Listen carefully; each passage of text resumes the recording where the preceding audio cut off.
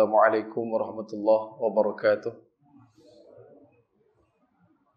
Alhamdulillahi rabbil alamin. Wassalatu wassalamu ala ashrafil anbiya'i wal mursalin wa imamal muttaqin wa ala alihi wa ahli baitihi wa sahbihi ajma'in. Ashhadu wa nashhadu an la ilaha illallah wahdahu la syarika lah wa ashhadu wa nashhadu anna Muhammadan abduhu wa rasuluh la nabiyya ba'dah. Innal hamdalillah nahmaduhu wa nasta'inuhu wa nastaghfiruh wa min shururi anfusina wa min sayyiati a'malina may yahdihillahu fala mudilla lahu wa may yudlilhu fala hadiya lahu. Subhanaka la ilma lana illa ma 'allamtana innaka antal alimul hakim. Wa tub 'alaina ya maulana innaka antat tawwabur rahim. Allahumma inna nas'aluka fahman nabiyyin wa hifzal mursalin wa ilhamal malaikatil muqarrabin. Allahumma aghnina bil ilmi wa zayyina bil hilmi wa akrimna bit taqwa wa jamilna bil afiyah. Nawaitu ta'alluma bit ta'lim wa tazakkur bit tazkir wa nafa'a wal intifa' wal ifadah wal istifadah wal hasa ala tamassuki bi kitabillah wa sunnati rasulih wa du'a ila al huda wa dalalah ala al khair ibtigha'i wajhillah wa qarbihi wa mardatihi wa sawabihi lillahi ta'ala. قال الله تعالى في الكتاب العزيز بعد أعوذ بالله من الشيطان الرجيم رب اشرح لي صدري ويسر لي أمري واحلل عقدة من لساني يفقهوا قولي أما بعد. Alhamdulillah, pertama-tamanya dan selama-lamanya kita rafa'kan semua syukur kehadirat Allah Subhanahu wa taala dengan faham, sedar dan segar bahwasanya Allah jualah yang menciptakan langit dan bumi serta apa yang ada di antara keduanya dengan kekuasaan mutlak milik Allah dan ketunggalan Allah Subhanahu wa taala. Seterusnya selawat serta salam ke atas junjungan besar baginda Nabi sallallahu alaihi wasallam, manusia menjadi asbab musabab paling utama dan mulia sehingga kita diberikan kebaikan, kita dihimpunkan dalam ketaatan, kita diberikan pinjaman iman dan Islam sampai ke malam ini.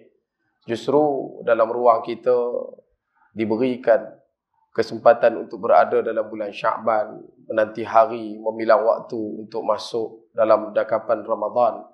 Maka sayugia perbanyakkanlah oleh kita untuk berselawat ke atas baginda Nabi sallallahu alaihi wasallam. Moga-moga dengan banyaknya kita berselawat akan menjadi asbab kita didudukkan bersama baginda Nabi sallallahu alaihi wasallam di akhirat kelak insya-Allah. Allahumma salli ala sayyidina Muhammad wa ala ali sayyidina Muhammad kama shallaita ala sayyidina Ibrahim wa ala ali sayyidina Ibrahim. وبارك على سيدنا محمد وعلى آل سيدنا محمد كما باركت على سيدنا إبراهيم وعلى آل سيدنا إبراهيم في العالمين إنك حميد مجيد. طيب. Tuan-tuan sidang hadirin muslimin mukminin rahimakumullah sekalian. Alhamdulillah pada malam ini kita diberikan kesempatan untuk berada di dalam rumah Allah Subhanahu wa taala. Dalam ruang kita menanti masuknya insya-Allah kita senantiasa ingatkan untuk beriktikaf dalam rumah Allah Subhanahu wa taala. Dan pada malam ini satu perkara yang kita nak bawakan kepada tuan-tuan, siri mengenang dan mengenal. Nak kata mengenal pun boleh, nak kata mengenang pun boleh. Sebab di kalangan kita hari ini rata-rata kenal Turki. Baru ni lepas sebut tak panggil Turki lah, dia panggil Turkiye. Panggil Turkiye. Adakah mengenal Turki itu hanya pada bendera dengan gagasan bulan dan bintang semata-mata, ataupun masih lagi ada di kalangan kita yang juga mengenal Turki dengan panggilan Khilafah Uthmaniyah. Dan insya-Allah pada malam ini tuan-tuan bersama dengan saya adalah yang di hujung, tak perlu dikenalkan lagi tapi kena kenalkan juga, Al-Fadhil Ustaz Maneh, Ustaz Fadhli Hasbullah, seorang ikon dan juga satu orang yang amat memberikan tumpuan khusus pada kira-kira saya berkenaan dengan Khilafah Uthmaniyah ini secara spesifik. Dan banyak juga penerangan yang kita dapat maklum dan diambil secara kritis daripada Al-Fadhil Ustaz Maneh. Dan Ustaz Maneh alhamdulillah pada malam ni dapat bersama dengan kita. Ahlan wa sahlan Ustaz. Masya-Allah, tabarakallah. Kemudian yang kedua di sebelah saya juga tidak asing lagi di dalam dunia media sosial dan juga perkara yang kritikal dibawakan dan diluncurkan untuk dimudahkan untuk penghadaman masyarakat terbanyak, iaitu Al-Fadhil Ustaz Ibn Rijal, Ustaz Nazri yang handsome, kacak, bergaya pada malam ni. mengenakan jubah merah berbaju layang panjang sampai ke betih. Dan alhamdulillah pada malam ni Ustaz Ibnu Rijal bersama dengan kita juga tuan-tuan. Alhamdulillah Ustaz.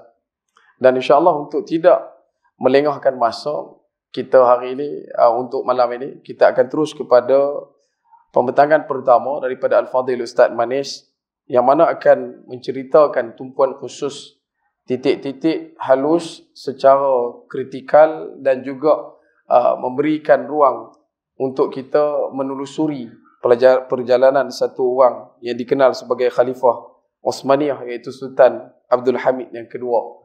Jadi dengan segala hormatnya majlis mempersilakan, tafadhal ma'jura.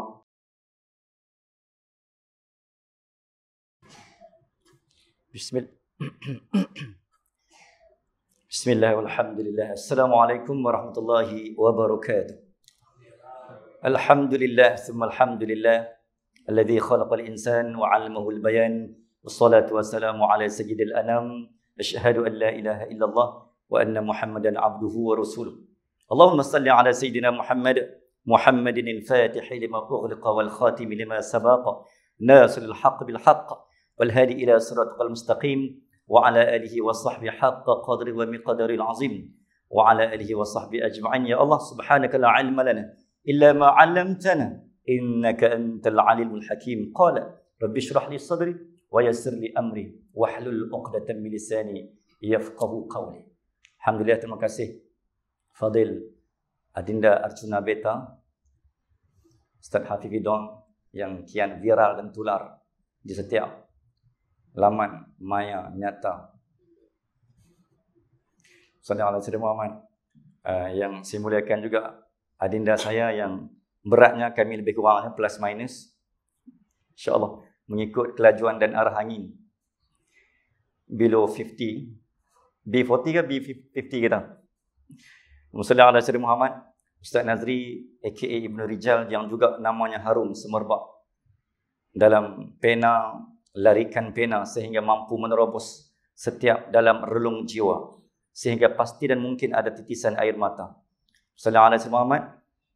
Tidak lupakan barisan pimpinan media yang menjadi mata rantai ke arah berkembang, segar, bugar, pahala tidak terhenti di sini, walaupun berkaki tiga mengambil sallallahu alaihi Muhammad gambar dan juga video, namun pahalanya tuan-tuan akan menjalar seiring bumi, seinci bumi ini.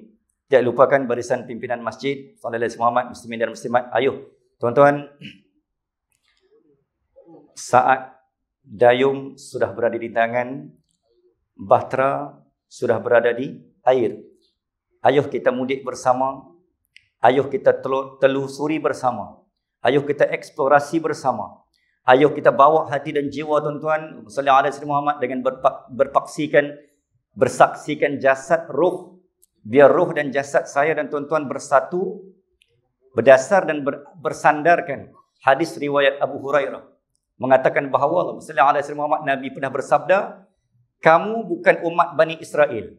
Kamu tercipta wahai umat sembilang, wahai geng-geng umat dan rakyat seberang jaya. Kamu ni umat Muhammad, kamu ni bukan Bani Israel. Kamu ni bukan umat Nabi Allah Musa AS yang hidup mereka berganti Nabi.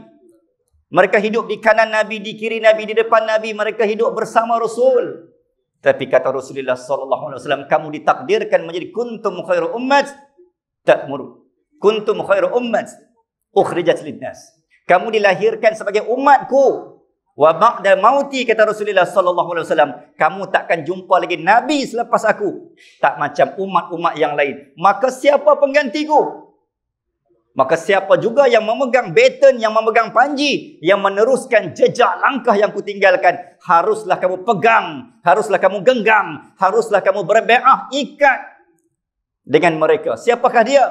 Mereka adalah khalifah, bersandarkan daripada Rasyidin, disambung pula pada Umayyah, Abbasiyah yang besar-besar utama, sehinggalah detik Turki Utsmaniyah. Maka tuan-tuan, we have no choice.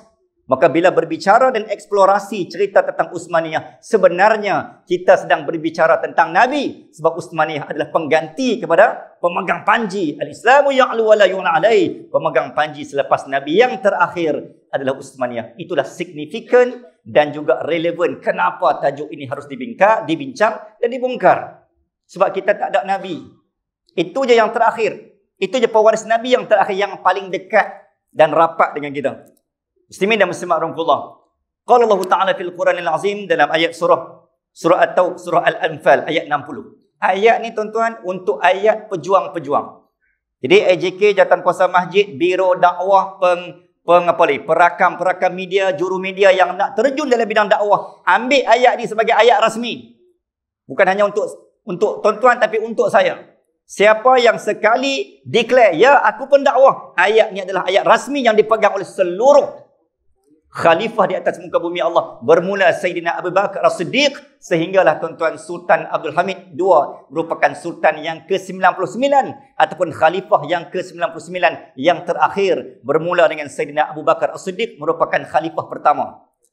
Muslimin dan muslimat rahimakumullah, apa kata Allah? Wa'addu lahum mastata'tum min quwwah wa min ribatil khail turhibuna bihi aduwallah wa aduwukum wa akharina min dunihim la ta'lamunahum Allahu ya'lamuhum wa ma tunfiqu min syai'in fi sabilillah yuwaffa ilaikum wa antum la tuzlamun. Dan sediakanlah untuk menentang mereka, yakni musuh, segala jenis kekuatan yang dapat kamu sediakan, dari segenap pasukan berkuda yang lengkap sedia untuk menggerunkan musuh, untuk menggerunkan persediaan musuh dan musuh kamu serta musuh-musuh yang lain dari mereka yang kamu tidak mengetahui. Maka ayat ini menjadi satu punchline, menjadi satu kekuatan dan switch utama kekuatan Sultan, the Red Sultan, ataupun yang nama sebenarnya Sultan Abdul Hamid Tsani Ibni Sultan Abdul Majid Ibni Sultan Mahmud Tsani.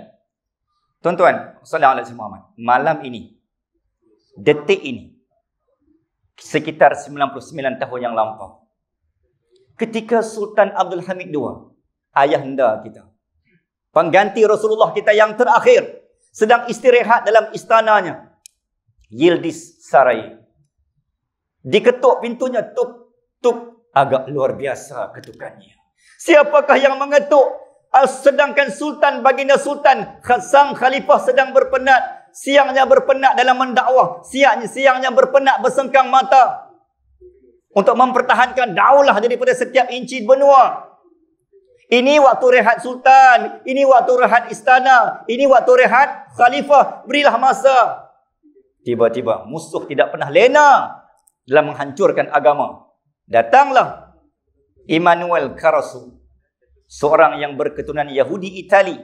Datanglah Aram Effendi, seorang yang berhormat parlimen di parlimen Turki, tuan-tuan, Salih Alaihi Muhammad, dan juga Esad Pasha, antara figura-figura ketika itu. Datang mengetuk pintu, tuan-tuan. Ketika Sultan Abdul Hamid II membuka pintu, siapakah, apa urusan kalian? Satu perkataan, satu ayat yang sangat menggemparkan, yang saya dengan tuan-tuan kena terasa. Musuh-musuh datang mengetuk pintu pada tanggal 3 Mac. Muslimin dan muslimat rahimahullah, Allahumma salli ala sayyidina Muhammad. Tapi peristiwa ini berlaku rasminya pada 27 April 1909. Tuan-tuan, bila sebut tentang pelengseran ataupun keruntuhan, dia ada 3 fasa. Satu, keruntuhan, sallallahu alaihi Muhammad, perlucutan dan keruntuhan Sultan Abdul Hamid. 27 April 1909. Keruntuhan Turki Utsmaniyah 1 November 1922.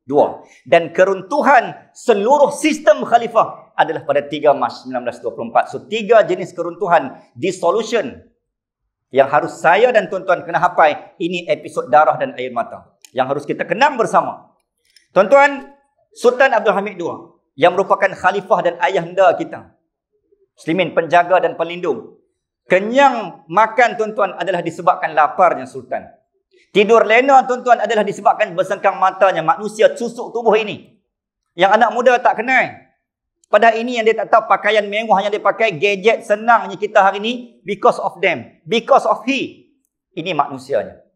Muslimin dan muslimat rahmatullah. Umpama saya sebut dalam kuliah, seorang Tok Wan yang menanam pokok rambutan ataupun menanam pokok durian musangking.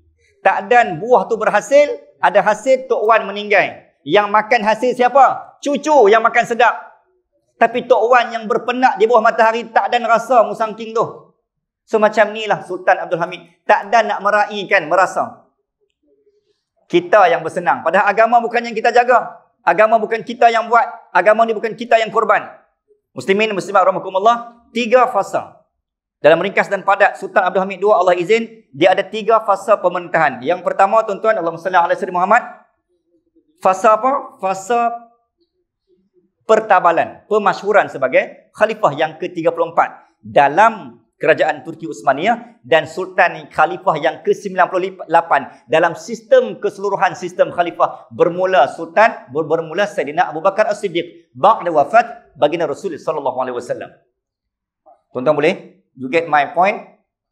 Yang pertama 31 Ogos 1876 sehingga tuan-tuan 13/2/1878. Tarikh ini plus minus 2 tahun. 2 tahun ni Sultan dia panggil zaman Masyrutiyat. Kerajaan berperlembagaan. Naik tapi tak ada kuasa. Sebab yang berkuasa adalah Perdana Menterinya yang rancak memegang takhta. Maka Sultan naik tak ada kuasa.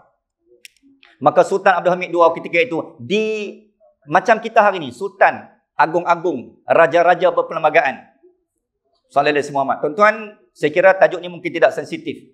Sebab sistem Sultan dan Raja, dia ada kuasa mutlak. Tetapi disebabkan politik, maka sebahagian kuasa Raja diminimum dan dikurangkan.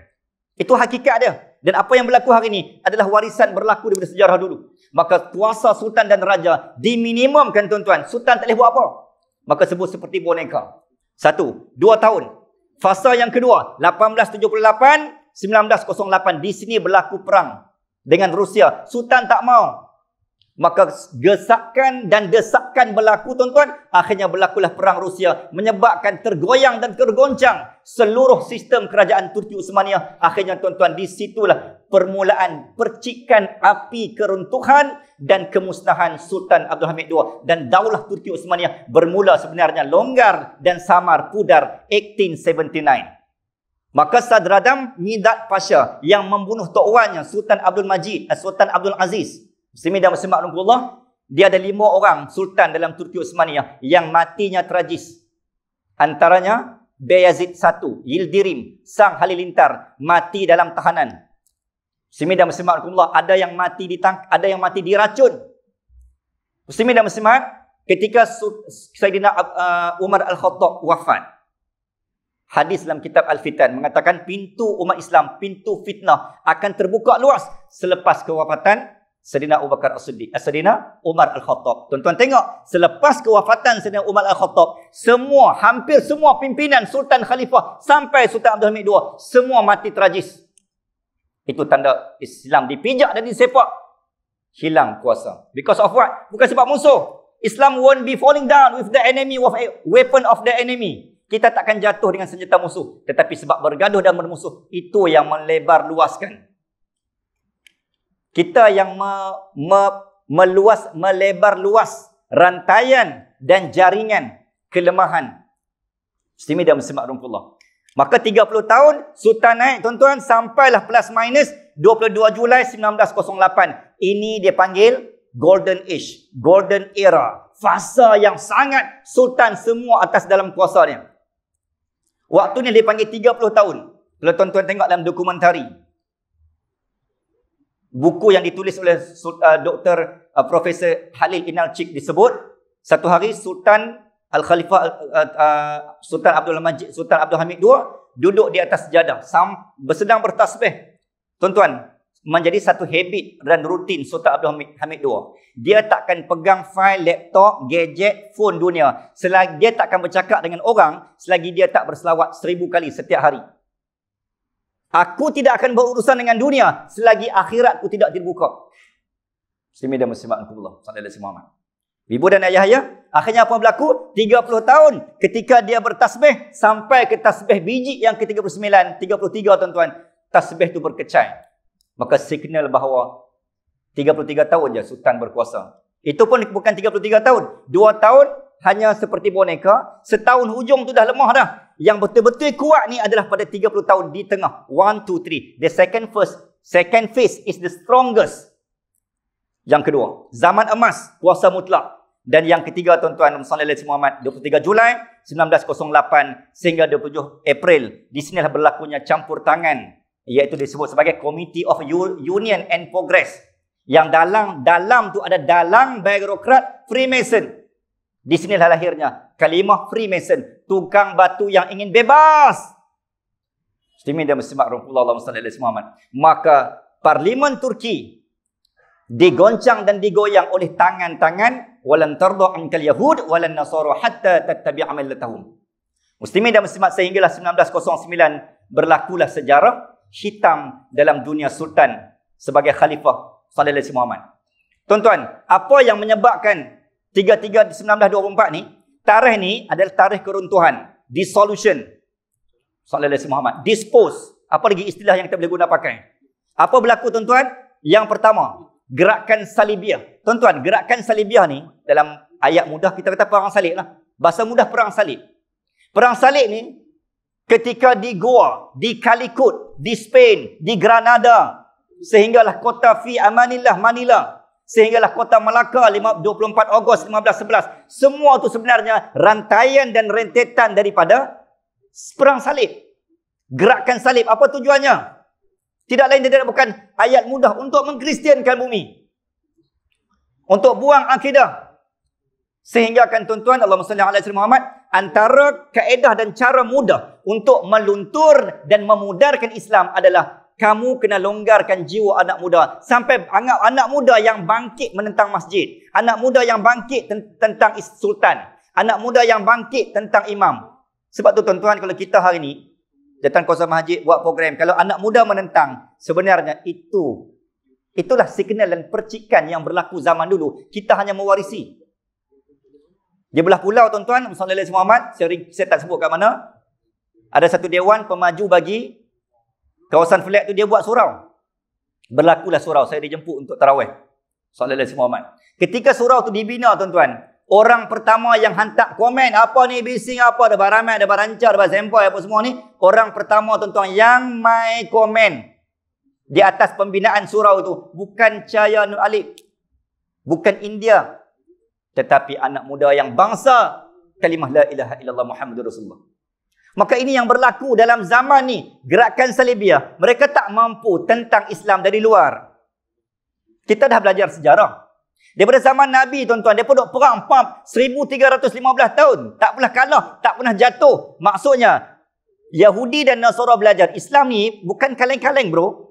Islam ni takkan kalah dengan perang, dengan pedang, dengan bom, dengan artileri, infanteri. Itu bukan makanan Islam. Makanannya apa? Hantar perempuan berkahwin dengan sultan. Tabur duit, harta takhta dunia. Longgarkan jiwa anak muda. Bagi apps yang sampai tak sembahyang subuh.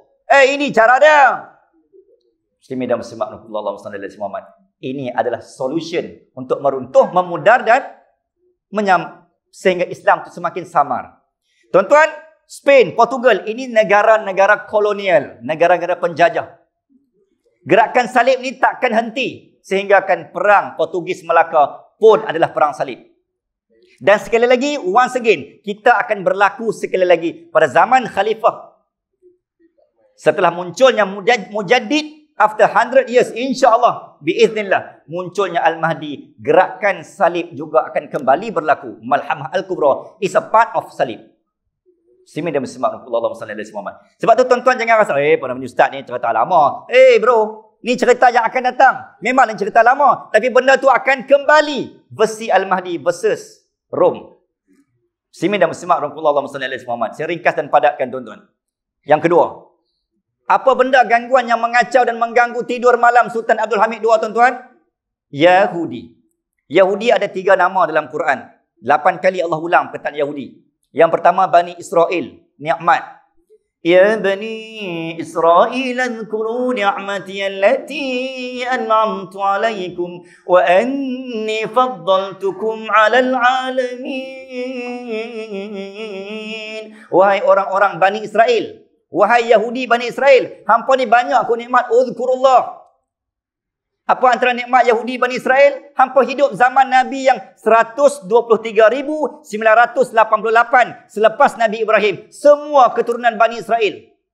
Tapi apa jadi dengan Bani Israel? Ghairil maghdubi alaihim. Golongan yang Allah laknat. Sebab apa? Hampa duduk dengan Nabi. Hampa boleh lawan Nabi. Nabi pun dapat gergaji. Setakat geng-geng anak-anak Palestin. Setakat geng-geng 9 ni. 9 Allah. Dia sepak terajang tu biasa je. Lupa nak buat check-in. Takut ada Yahudi main malam ni. Okay. Ini cerita pasal Yahudi. Tuan-tuan, Allahumma salli ala sayyidina Muhammad. Tuan-tuan cuba tengok. Satu simbol. Salah satu yang diguna pakai, kaedah untuk melunturkan kerajaan Turki Uthmaniyah, dia menggunakan simbol. Simbol arkitektur kita bincang panjang. Saya nak sebut satu. Okay, tuan-tuan cuba tengok pada segitiga. Apa yang tuan-tuan faham dalam segitiga ni? Dia adalah gabungan dua segitiga. Betul? Satu segitiga yang mencanak dan mengarah ke atas. Satu segitiga yang mengarah ke bawah. Sallallahu alaihi wasallam.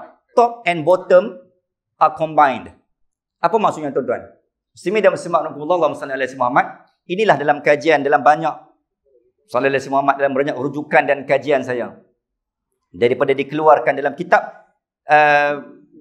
akhir zaman pun disebut tuan-tuan, muslimin dan muslimat Allah, dalam tulisan-tulisan kontemporari pun disebut, yang tiga segi di atas itu adalah segitiga nak beritahu bahawa Tuhan manusia di bumi adalah Dajjal. Dan Al-Masih inilah Tuhan Yahudi mereka.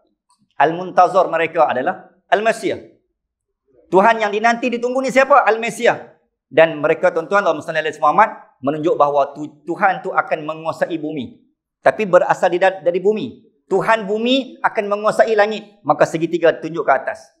Kalau ada whiteboard ni saya boleh tunjuk secara manual. Dua segitiga digabung jalin. Segitiga ke atas Dajjal kuasai langit. Dan yang kedua segitiga yang mengarah ke bawah, segitiga iblis. Maka bila iblis dan Dajjal, Tuhan langit dan Tuhan bumi bersatu, maka itulah Freemason. Lahirlah simbol tu.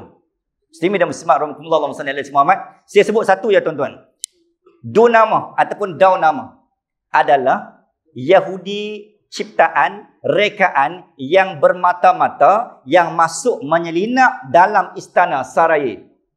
Kahwin dengan sultan, berkawan dengan Syehzade, putra sultan sallallahu alaihi Muhammad, menjadi pembantu dan pelayan, tapi Yahudi menjadi doktor yang mengubah sultan. Padahal mereka ni Yahudi yang berpura-pura. Sezaman dan sedarah daging dengan Kemalism, Mustafa Kamal Atatürk. Itu bangsa dia. Yahudi, separuh Islam, separuh Yahudi. Dan tuan-tuan muslimin dan muslimat rahmatullah, dan bangsa yang separuh-separuh ni itulah sebahagian daripada pendiri pertama kerajaan Arab Saudi. Oh, kena tembak aku malam ni. Ni tak ada geng-gengaraan. Itu hakikat ada. Daunama yang berlakon, yang bermuka-muka separuh Islam. Dan juga Yaqub Pasha, salah seorang pelayan Sultan Muhammad Al-Fatih. Inilah pendapat pertama. Sultan Muhammad Al-Fatih mati diracun ketika dia bersiap-siap untuk menawan Venice, Itali. Kata Napoleon Bonaparte, kalaulah Al-Fatih ni dia meninggal 49 tahun umur dia. Muda tuan-tuan, 49 tahun ni. Sallallahu alaihi Muhammad. Andainya dipanjangkan usia Al-Fatih ni, kata Napoleon Bonaparte, satu dunia ni Islam pegang. Tapi sayang, wafatnya Al-Fatih pada usia 49 tahun. Asbabnya salah satu Yaqub Pasha. Pegang Pasha ni, pegang jawatan pelayan istana, tetapi Yahudi. Muslimin, ini ancaman Sultan Abdul Hamid II. Muslimin dan muslimat Allahumma salli ala Muhammad. Dan inilah suasana yang berlaku pada tanggal 27 April pada malam 1909 yang saya katakan tadi, ketika Sultan rehat, nak lena, penat memikirkan masalah umat, mana rakyat yang tak makan, mana umat yang tidur tak lena. Muslimin dan muslimat, saya ringkaskan, punya tajam dan dahsyatnya, punya caringnya ayahanda kita yang bernama Kerem Hakanan ataupun Sultan Abdul Hamid II ni tuan-tuan, satu hari sallallahu alaihi Muhammad, Turki di Istanbul ataupun di Istanbul dicatu makanan oleh Yahudi. Bila catu makanan, sana makanan rasmi kalau tuan-tuan pernah sampai, saya duk bawa jemaah pergi umrah ni, pergi Turki, sallallahu alaihi Muhammad, dia makanan rasminya roti. Kalau tuan-tuan pergi kat hotel-hotel dia punya panggil apa? Kaunter roti tu, kiri kanan, roti je. Roti kecil, roti besar, roti kembung, macam-macam roti. Sebab itu makanan ruji dia. Satu hari tuan-tuan, rakyat Istanbul dicatu makanan oleh Yahudi. Makanan tak sampai. Kalau sampai pun sangat sedikit. Macam kita lah, masalah ayam, masalah minyak, masalah telur. Sallallahu alaihi Muhammad. Harga tinggi. Harga naik, mencanak-canak. Akhirnya apa dia buat? Sultan masuk, menyamar. Menjadi satu rutin tuan-tuan. YB, kalau kita berjumpa lah Sultan YB masuk kod market nak tengok siapa yang jual mahal, siapa jual mahal. Menyamar jadi rakyat biasa. Zaman tu, zaman yang ya Allah, Sultan Abdul Hamid II, satu ayat yang saya kalau dengar tuan-tuan Allahumma salli alaihi Muhammad, dia kata apa? Tempoh ataupun jumlah hari saya berada di luar adalah sama dengan jumlah hari saya berada di dalam istana. Maksudnya apa tuan-tuan? Ini yang saya sebut, sultan-sultan. Maaf sebutlah kalau mungkin anda kata rakaman ini sampai ke istana negara. Ampun tuanku. Patut ingin cadangkan sallallahu alaihi Muhammad dengan izin. Sultan dan semua kerajaan kerabat diraja ni sallallahu alaihi Muhammad, katalah setahun duduk dalam istana 6 bulan. 6 bulan kena duduk di luar. Tengok rakyat, tengok umat. Macam tu sultan buat. Dia kata tempoh kami berada di dalam istana ni, ingat kami duduk atas empuk sultan kapet tilam yang bertatah belian emas permata yang warna kuning, bukan. Kami duduk sebab tu tuan-tuan. Kalau tuan-tuan follow saya, Topkapi Palace, Istana Al-Fatih, tuan-tuan masuk kan? Sallallahu alaihi Muhammad, istana Topkapi tu. Dia ada 2 istana. Kalau tuan-tuan naik boat, dia payah cerita kat sini. Dia kena pergi sana. Jom tuan-tuan, kita pergi. Okay, kita akan buat siri rakaman kedua versi Istanbul di sana. Sebut amin. InsyaAllah kita pergi ramai. Baru dia feel sampai. Sallallahu alaihi Muhammad. Okay. Tuan-tuan, ibu dan ayah, apa yang nak sebut tadi? Bila Sultan tengok, nak sebut apa? Istana Topkapi, kalau tuan-tuan masuk dalam bilik Sultan Al-Fatih, istana dia, sallallahu alaihi Muhammad, nak abang tegan, dahsyat tak dahsyat, kekeringan, kekasih sayang, dia punya kerendahan nilai seorang sultan ni tuan-tuan, termasuk Sultan Abdul Hamid II. Dia tak tidur di atas sultan, di atas katil khas. Dia tidur bersama pasha dan juga bersama Effendi dan Bey, tentera-tentera dia. Muslimin dan muslimat rahimakumullah. Ini yang berlaku tuan-tuan, yang saya nak katakan tadi. Sebelum berlaku peristiwa ni, rakyat Turki tak makan sebab tak ada roti. Akhirnya apa yang sultan buat? Dia arahkan kantin ataupun kita ada dapur istana dia. Dapur istana dia, okey, stop makan kepada pelayan, aku sendiri pun ahli kerabat diraja, makan apa yang rakyat makan. Maka dapur istana menjadi proses pembuatan roti. Sultan dan sultanah turun, sinting tangan, buat roti untuk rakyat. Sebelum subuh tuan-tuan, 2 biji roti tersangkut dan diedarkan dari rumah ke rumah tanpa rakyat tahu. Waktu itu sultan yang buat.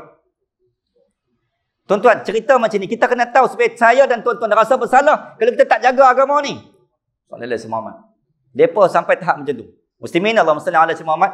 Dan inilah suasana yang berlaku pada malam kejadian. Wajah Sultan Abdul Hamid II tuan-tuan melangkah dengan penuh hibah dan terhina. Tak boleh tunggu esok ke? Kenapa malam ni juga? Malam tu juga dihalau. Dan apa berlaku tuan-tuan? Allahumma salli ala Muhammad. Terpisah. Yang sultan ni masuk dalam istana di Salonika, istana lama Yahudi. Dalam tu perabot pun tak ada, ya Allah. Tingkap tak boleh buka. Dia panggil mental abuse. Cara mereka bunuh sultan secara senyap, silent killer. Muslimin dan muslimat rahimakumullah. Start bila tuan-tuan? Bermula 1909. 1912 balik ke istana Ciragan. Akhirnya duduk istana Bayer Beli, istana Domal Bace, istana Topkapi dan istana Bayer Beli. Ini semua istana sultan. Kalau sultan follow saya, sallallahu alaihi Muhammad, saya tunjuk ini istana siapa, ini istana siapa, di mana tempat yang Mustafa Kamal yang kena 15 hari tak boleh mati. Tak boleh mati tu. Nak mati tersiksa. Semua berada di kawasan tu. Bosphorus Lake. Tuan-tuan, dalam sallallahu alaihi Muhammad, apa yang berlaku tuan-tuan? Ketika inilah terpisah. Ayah ditakdir diizinkan Allah, Sultan Abdul Hamid II ni anaknya ramai. Terpisah tuan-tuan, anak pergi ke Greece, ke Perancis, sehinggakan kerakyatan dah jadi orang Perancis. Ada yang disebut dalam kajian, anak dia tak boleh cakap Turki. Cuma masih lagi Islam, nasib baik, alhamdulillah, Allah selamatkan akidah. 1912 tuan-tuan, dihalau seluruh keturunan Turki Uthmaniyah. Maksudnya anak generasi Turki, orang Turki yang lahir pada 1912 ke atas sehinggalah 1974 tak kenal generasi Turki Uthmaniyah. Uthmaniyah, who is Uthmaniyah? Who is Uthmaniyah? Tuan-tuan, punya terhinanya. Sehinggalah Syekh Abdul Hamid Kaihan Osman Oglu, generasi yang kelima, anak dari Harun Effendi, cucu generasi yang kelima Sultan Abdul Hamid II, balik ke istana Turki, Istanbul, generasi Uthmaniyah pertama yang minggu lepas, bila Ustaz Nas? 2 minggu lepas berada di KL. Sallallahu Alaihi Wasallam. Tak ada kontak. Kalau dah ni malam ni jadi panel. Syekh Zadi bersama kita, Masya Allah. Saya tak boleh terima tu ya, terayak tu. Tuan-tuan, yang terakhirnya Allah Sallallahu Alaihi Wasallam daripada saya, inilah yang berlaku. Apa jadi bila berlaku pelengseran? Apa kesan dia, tuan-tuan? Saya ringkas. Bila kesan ayahanda kita ni, Sultan Hankerem dilengsir dan dipecat, kita sebut. Yang pertama, apa berlaku hari ini? Tuan-tuan, type dalam Google Map, Palestin tak keluar. Yang keluar adalah Zionis Israel. Israel, itu kesan pertama. Setiap inci tanah bumi Palestin tu adalah yang duk jaga siapa? Ini, manusia ni. Tuan-tuan, Allahumma salli ala Muhammad, 1517 sampai 1909, siapa yang bayar setiap gaji, bahia, pekerja, khadamul haramain, termasuk kiswah, Kaabah, siapa yang jaga, siapa yang jahit, siapa yang bayar gaji seluruh pekerja haramain? Sultan Abdul Hamid II. Sehingga ke 19, dia dipecat. Sehinggalah berlakunya revolusi Arab, datang Inggeris Yahudi, pi hasut Inggeris lawan Turki, hasut Turki lawan Inggeris. Pam, revolusi Arab 1908. 1914 Perang Dunia Pertama, 1918-17 Deklarasi Balfour, 1923 Lausanne Law, MOU. Akhirnya tuan-tuan, pam, kuih kecil, kuih lemah. Rasminya 3/3/1924. Akhirnya seluruh sistem umat Islam kembali menjadi yatim piatu. Dan tuan-tuan, kalau tak buat apa-apa pada agama, tuan-tuan pergi Turki, tuan-tuan pergi minta maaf. Maafkan kami Home Kerep. Kami tidak menjaga agama yang tuanku sudah korbankan. Bismillahirrahmanirrahim. Di sini bersemadinya. Dekat mana tuan-tuan? Tuan-tuan menghadap Blue Mosque. Belakang adalah Hagia Sophia. Belah kanan ada tram. Tram, kereta api tu. Sallallahu Alaihi Wasallam. Hippodrome. Saya cara cerita tu macam depan tu kan. Tuan-tuan cuba bayangkan. Keluar ni, jumpa Maidin. Ni nak beritahu di mana makom. Blue Mosque. Belakang Hagia Sophia. Tuan-tuan menghadap Blue Mosque tu. Masjid Biru. Belakang Hagia Sophia. Tuan-tuan pergi belah kanan. Naik bukit dalam lebih kurang plus minus 300 meter. Naik bukit, traffic light, tuan-tuan ambil kanan. Di situlah kompleks bersemadinya maqam ataupun tomb Sultan Abdul Hamid II, ayahanda dan khalifah umat Islam yang terakhir bersemadi di sini.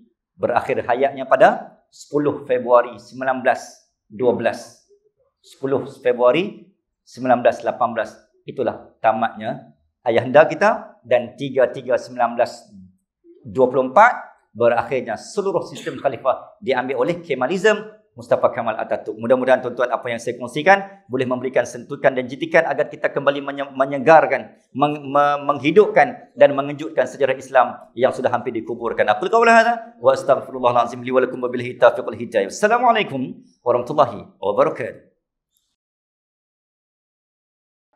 Waalaikumsalam warahmatullahi wabarakatuh. Masya-Allah, tabarakallah. Berakhir dengan perjalanan terakhir Sultan Abdul Hamid yang kedua. Satu penerangan yang cukup mengiurkan keterujaan berada pada setiap inci, setiap tolakan dan tendangan yang dilakukan oleh Ustaz Maneh amat berbisa. Dan kita akan terus kepada panel kedua bagi mengisi ruang pada malam ini seperti mana yang telah dijanjikan, iaitu kepada Ustaz Ibnu Rijal yang bakal berkongsi kepada kita berkenaan juga dengan Uthmaniyah, Khalifah Uthmaniyah, dan dengan segala hormatnya majlis mempersilakan Ustaz. Tafadhal ma'jura. Bismillahirrahmanirrahim. Alhamdulillahilladzi khalaqal mauta wal hayata liyabluwakum ayyukum ahsanu amala wa huwal azizul ghafur. Asyhadu an la ilaha illallah wa asyhadu anna Muhammadan abduhu wa rasuluh wa nusalli wa nusallim ala sayyidina Muhammadin wa ala alihi wa sahbihi ajma'in. Yang saya muliakan kekandain, dua kekanda saya, Ustaz Manis dan Ustaz Fifidon, serta tuan-tuan dan puan-puan muslimin muslimat yang dirahmati Allah sekalian. Sekarang 8.49. Saya akan ambil lebih kurang dalam 20 minit insya-Allah. 49, 59 lebih kurang, 9 lebih sikit, insya-Allah. Baik.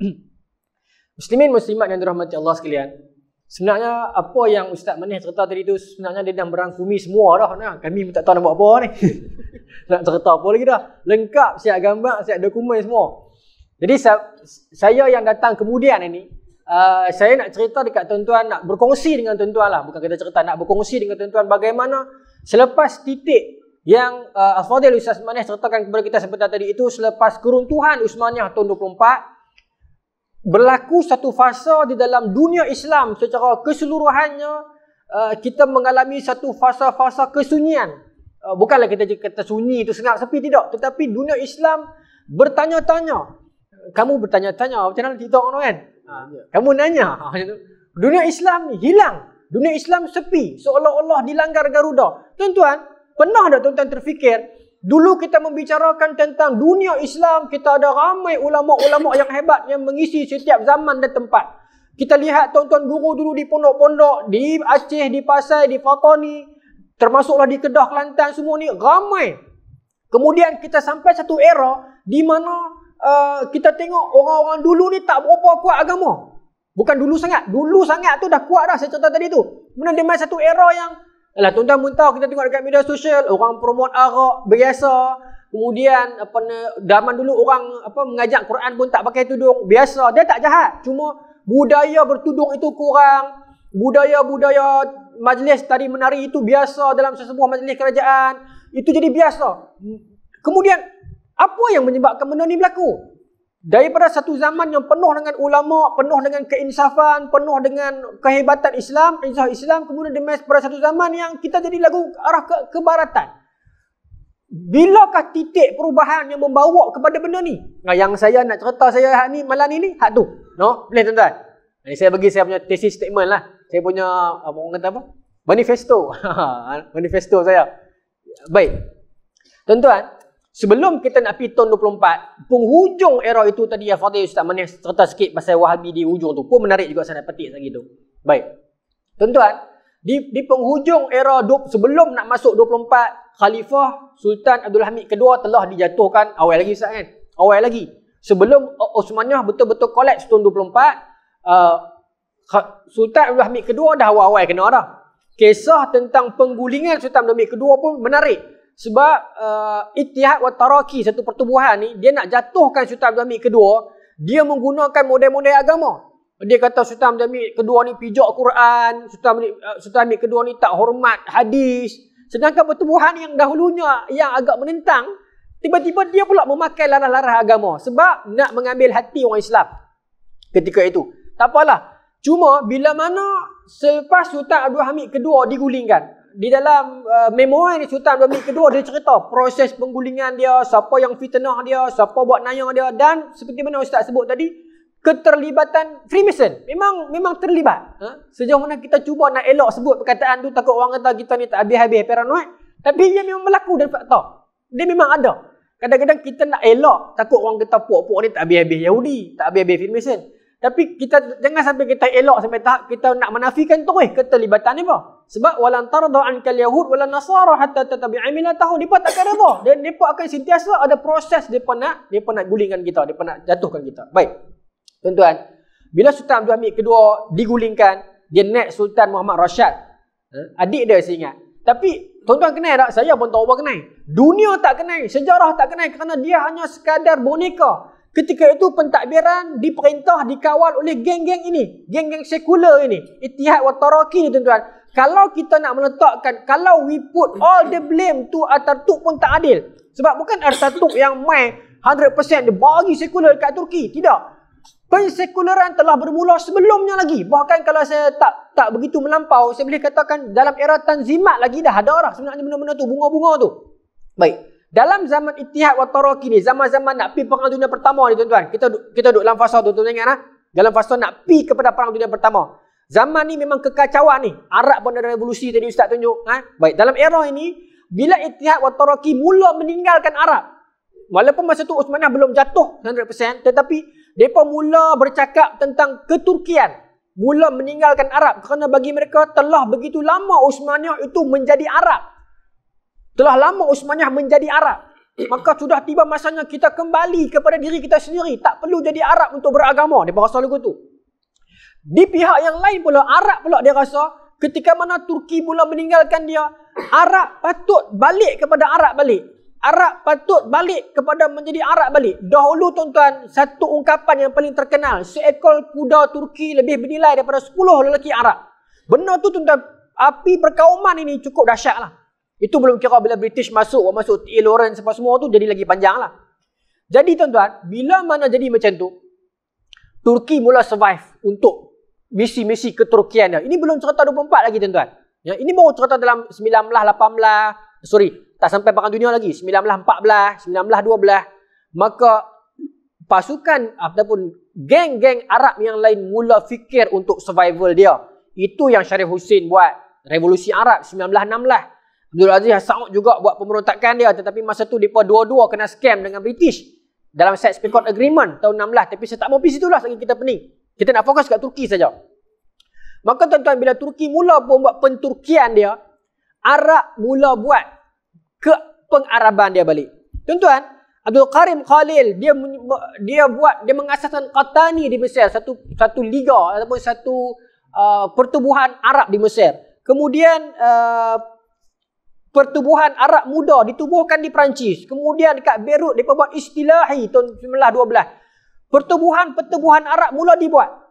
Itu proses yang awal nak memisahkan antara Turki dan Arab sebenarnya. Tetapi sebenarnya dia bukan nak memisahkan Turki dan Arab. Dia nak memisahkan anak daripada ibu dia. Itu tujuannya sebenarnya. Dia nak memisahkan kita daripada Uthmaniyah. Ini semua bukan tentang Arab. Ini semua bukan tentang Turki. Ini tentang khilafah. Sebab itu bila khilafah Uthmaniyah jatuh 24, berkali-kali pertemuan diadakan oleh pemimpin Arab untuk nak mencetuskan balik khilafah. Tak berlaku tuan-tuan. Perebutan kuasa. Tuan-tuan, ini saya nak langkah auto ni, tak apalah. Alang-alang dah terkeluar ni. Tahun 61, lebih kurang apa? Tahun 61, zaman itu pasca perang Arab Israel yang pertama ni, tahun 56. Tahun 61 ni zaman di mana geng Arab terbahagi dua. Satu pro Timur, satu pro Barat. Yang pro Timur ni geng siapa? Geng Jamal Abdul Nasser. Ataupun lebih dikenali dengan apa? RAB. Republik Arab Bersatu. Tak apa. Tapi nak abang, mereka ni pro Timur. Mereka ni geng-geng dengan Soviet, geng dengan China apa semua ni. Macam sekarang lah. Geng pro Barat, geng-geng Nuri Said, Iraq. Geng Malik As-Saud, Raja kedua Saudi. Saudi lah. Geng Kimili Kumon di Lebanon. Mereka ni semua duk berebut pengaruh. Siapa nak leading orang Islam? Kimili Kumon tu dia orang Kristian. Tapi negara yang nak leading, yang nak leader. Maka tuan-tuan, masing-masing dengan cara mereka, kempen mereka, akhirnya kuasa Allah bila RAB bergabung, satu demi satu pemimpin-pemimpin yang pro Barat ni tumbang. Malik As-Saud didesak oleh Majlis Raja-Raja Saudi untuk turun sebab dia dah melampau, dia boras dan sebagainya. Kimili Kumon juga ditentang dekat Lebanon. Nuri Said masa tu tahun 58, raja di Iraq telah digulingkan. Sekali dengan dia sekali kena. Dalam sejarah menunjukkan dia diusir sampai ke airport, orang tangkap dia pakai baju perempuan pasal nak menyemak. Ala kulli hal, depa semua ni musuh-musuh Jamal Abdul Nasser tumbang. Dan sepatutnya zaman itu Jamal Abdul Nasser lah pergi ke depan untuk leading orang Islam. Tetapi tak boleh sebab masa tu RAB pun musnah. Sebab Syria dengan Mesir tak sehaluan. Inilah yang berlaku kepada mana-mana fikrah, mana-mana pertubuhan, mana-mana taifah, bila mana mereka ni tak berkongsi satu wadah, tak berkongsi satu fikrah, tetapi mereka share satu pakatan, akhirnya pakatan itu tak mungkin bertahan lama. Tuan-tuan saksikanlah dalam sejarah, termasuk dalam dunia, termasuk juga di Malaysia. Dia tak pernah bertahan lama dan mungkin takkan bertahan lama. Kerana mereka tak berkongsi fikrah yang sama. RAB musnah selepas 3 tahun, maka zaman itu pertempuran kembali terbuka. Bila kembali terbuka, pemimpin-pemimpin Arab yang baru ni tuan-tuan, ni nampak kesan khilafah tak ada ni. Masing-masing survive on their own. Masing-masing pakat kata, akulah Salahuddin yang baru. Kamilah negara, kamilah akan gulingkan Israel. Kamilah akan campur Israel ke laut. Itu antara slogan yang terkenal. Pakat berebut dengan aku. Kemudian Yaman, tahun 62 berlaku orang kata apa ni, pergaduhan, perebutan kuasa. Imam Badar dengan Jeneral Abdullah Salal pada masa itu di Yaman. Masa tu Malik As-Saud terdesak sebab orang-orang Saudi tekan dia. Maka dia fikir dia perlu pergi ke Yaman untuk ekspor Wahabi keluar. Dan dia perlu pergi ke Yaman untuk menunjukkan kepada orang Saudi yang dia juga ada capability. Masa tu Jamal Abdul Nasir nak naik balik. Nama dia nak kena naik balik sebab nama dia dah jatuh teruk dah pada tahun 61. Maka dia buat apa? Dia juga menyeru ke Yaman. Berlaku pertempuran pula pada masa itu antara Islam radikal lawan konservatif. Konservatif ni apa, Saudi lah. Nah, dalam dok bergaduh aku tu tuan-tuan, sengap-sengap dalam tahun 63 Israel belat sungai Jordan.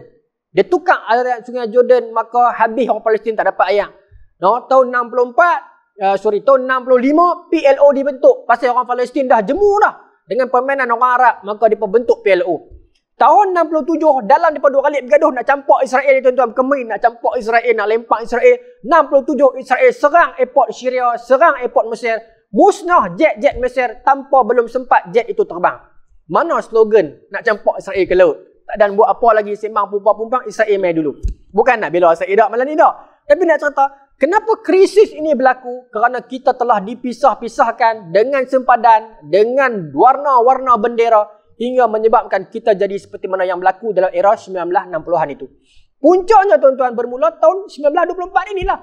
Bila mana setelah pasca khilafah, kita berubah arah, bukan berubah arah. Kita hilang arah. Modul apa nak pakai?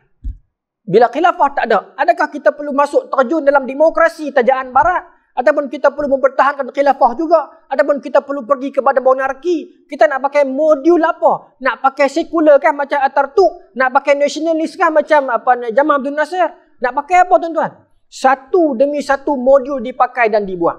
Tuan-tuan, boleh kita kat ni? Bismillah ni. Baru lagi satu. Sikit ya? Sikit. Tuan-tuan, saya nak cerita ni. Apa nama Ustaz? Saya nak tengok pasal benda ni dengan fakta takut salah lagi. Baik. Dalam tahun 1924, bila mana Atatürk dia memimpin Uthmaniyah, bukanlah dia memimpin masa tu. Masa itulah diumum khilafah telah mati. Tuan-tuan, saya ni nak kata saya meluat Atatürk sangat pun tidak. Nak kata minat pun tidak. Cuma saya nak melihat kepada dua arah. Pasca Perang Dunia Pertama tahun 1919, masa tu, Angkatan Turki muda ni, dia pergi sokong puak-puak Jerman ni lah. Baik. Puak berikat ni, puak Axis ni, puak paksi Jerman ni. Bila kalah, tuan-tuan, masa tu Naval, Tevet, Kamal ni nama-nama tokoh-tokoh Angkatan Turki muda. Dia pun ni lah golongan-golongan yang kola apa Ustaz? Kalau yang pandai sikit, kola putih. Yang buat kerja kasar, kola biru kan. Kola putih ni, dia pun ni lah yang dia pergi bersidang, dia pergi berdialog dengan Eropah. Atatürk bukan benda tu, Atatürk duduk bawah. Atatürk bahagian-bahagian kasar ni, bahagian-bahagian lawan tentera. Atatürk pernah dibuang negara dulu sebab dia buat cubaan nak bunuh Sultan Abdul Hamid kedua. Jadi Atatürk bukan pemimpin yang orang duk nampak. Orang tak nampak dia. Orang duk nampak ni lah. Java, Telet, semua ni. Pemimpin Angkatan Turki muda. Tetapi bila pasca Perang Dunia Pertama, Uthmaniyah jadi ibarat sebuah hypermarket yang besar, yang mewah, tetapi ditinggalkan dalam keadaan pintu terbuka. Itu Uthmaniyah, nasib dia pasca 24. Maka masuklah satu negara-negara Eropah nak robek Uthmaniyah dan nak kumpul bawa keluar semua harta-harta dalam hypermarket itu. Atatürk menyaksikan benda ni depan mata dia. Kekecewaan dia. Bagi saya Atatürk berjuang. Tapi mungkin perjuangannya bukan untuk Islam. Perjuangannya hanya untuk Turki. Ya? Kalau kita nak kata dia penipu pun tak boleh juga. Dia berjuang. Tapi kalau kita nak katakan adakah dia ni tidak terlibat dengan Yahudi pun tak boleh juga. Pasal dia memang tahu nama. Jadi dia misteri sikit Atatürk ni. Dia dua, bagi saya tulis dalam buku saya, Atatürk ini dia talam dia manusia berdua wajah. Dia dua wajah. Tuan-tuan kalau baca sejarah Atatürk, tuan-tuan tengok bini dia pakai tudung. Baik, tuan-tuan. Dia kecewa melihat bagaimana angkatan, saya macam promote Atatürk lah malam ni tu.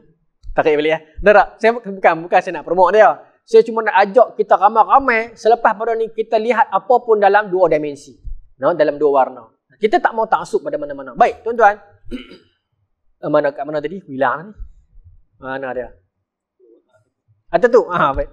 Bila dia pakat keluar, Ataturk tuan-tuan, misi apa modus operandi dia? Dia masuk ke kampung-kampung. Seperti mana hak Singapura dulu nama apa? Hak masuk kampung bagi songkok nak pilihan raya.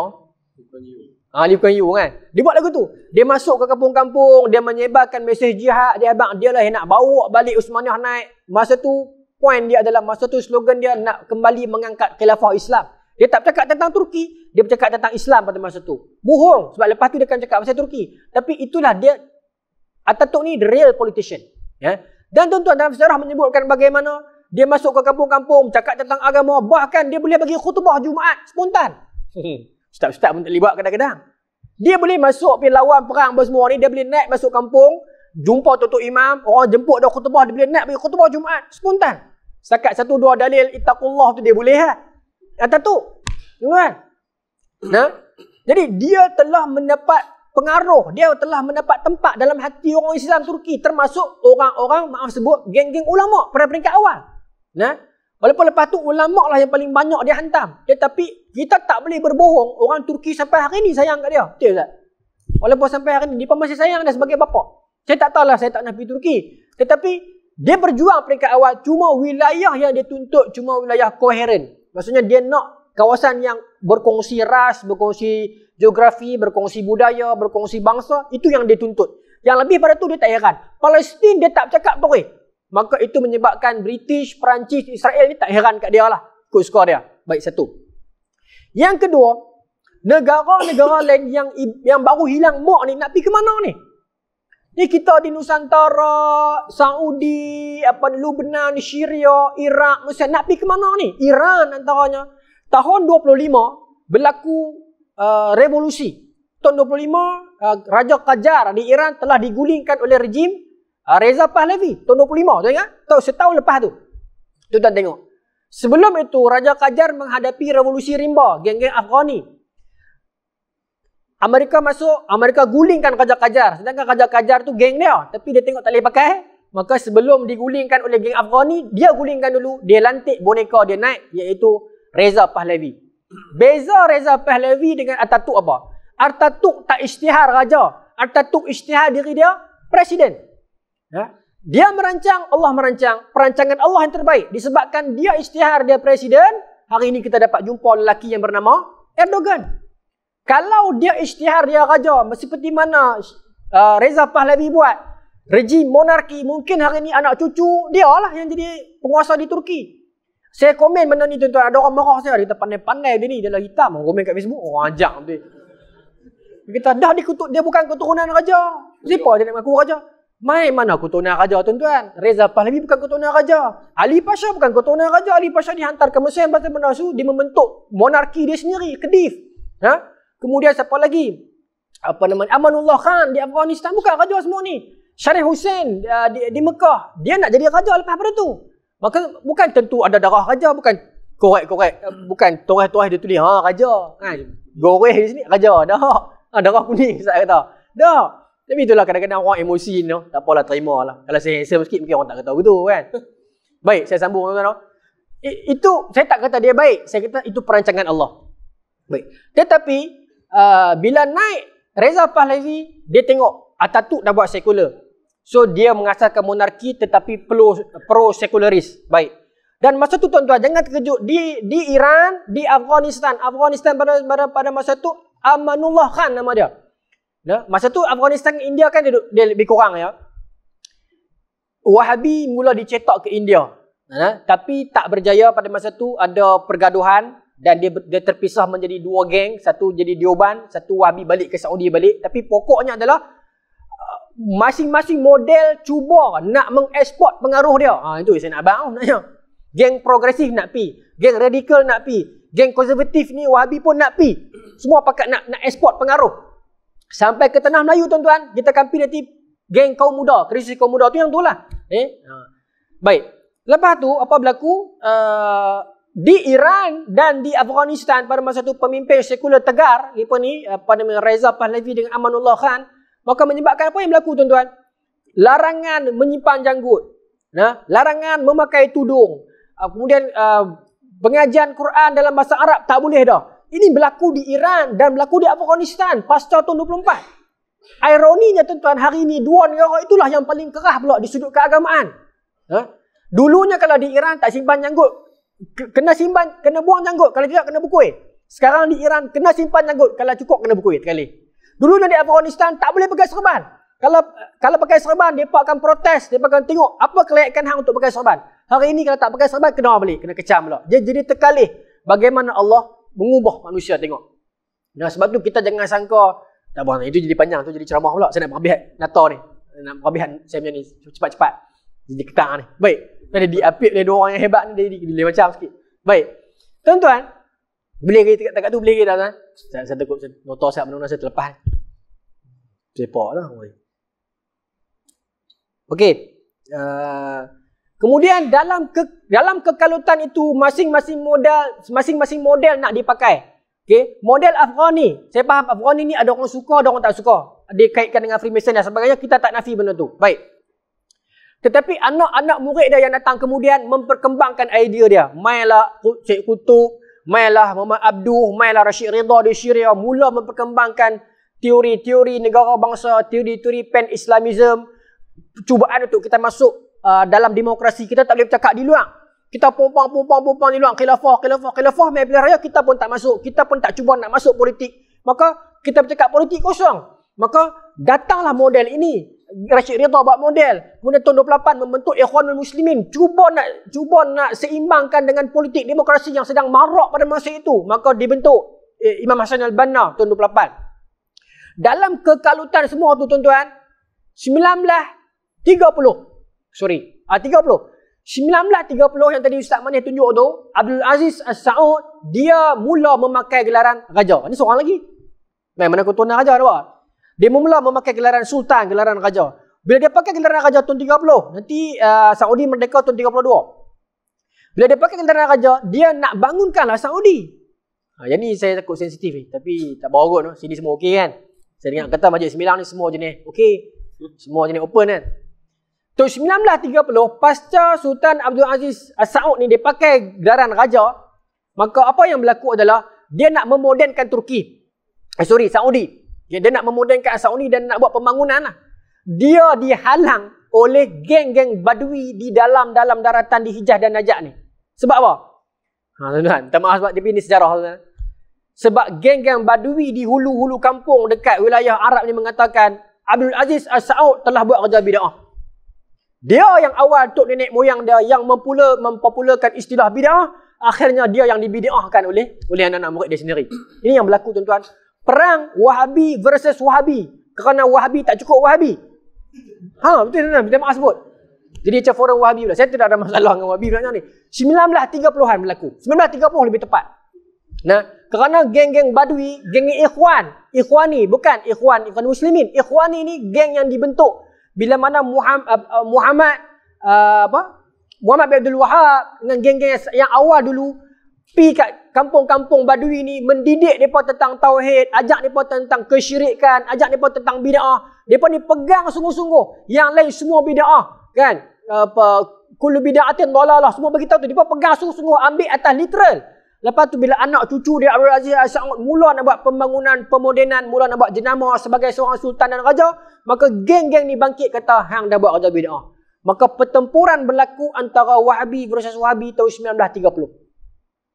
Saya tak mau kata kat Wahabi ke Asy'ariyah ke, itu bukan poin saya pada malam ni. Poin saya, itulah nasib umat Islam pasca 24. Nah, perebutan kuasa, hilang arah, masing-masing cuba nak pakai model tu, nak buang model ni, masing-masing nak naik nama dengan nak menghantam Israel kot luar saja.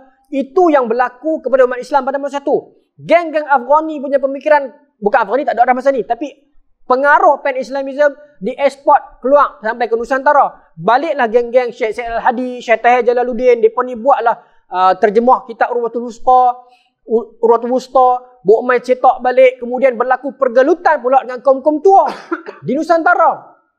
Maka polemik ini kembali bangkit, kembali keluar tuan-tuan. Maka saling tuduh-menuduh, bid'ah membid'ah, perang-memerang, progresif lawan konservatif. Nah, Maka kata-kata seperti mana kaum muda kau ajak kembali, tapi tak nafi juga. Kaum muda depa sangat marah bila mana British masuk, Osmania hilang, raja tak buat apa. Bagi kaum muda yang salah dalam hal ini ialah kaum tua. Bagi depa ulama-ulama tua ni lah yang tak buat kerja. Seronok orang panggil tok guru, duduk relax tak buat kerja apa. Jadi bila dia marah tu betul tapi dia serang, dia tembak salah tempat. Sedangkan kaum tua berjasa. Kaum tua lah yang bantu. Kalau tak ada kaum tua tuan-tuan, tanah Melayu Nusantara kena jajah 400 tahun. Tapi sampai sekarang kita masih lagi memelihara akidah kita tuan-tuan. 400 tahun dijajah. Tapi sampai sekarang akidah kita masih terpelihara. Bagaimana sekarang kita sendiri memerintah negara kita baru 60 tahun. Berapa ramai dah orang yang tak jaga akidah.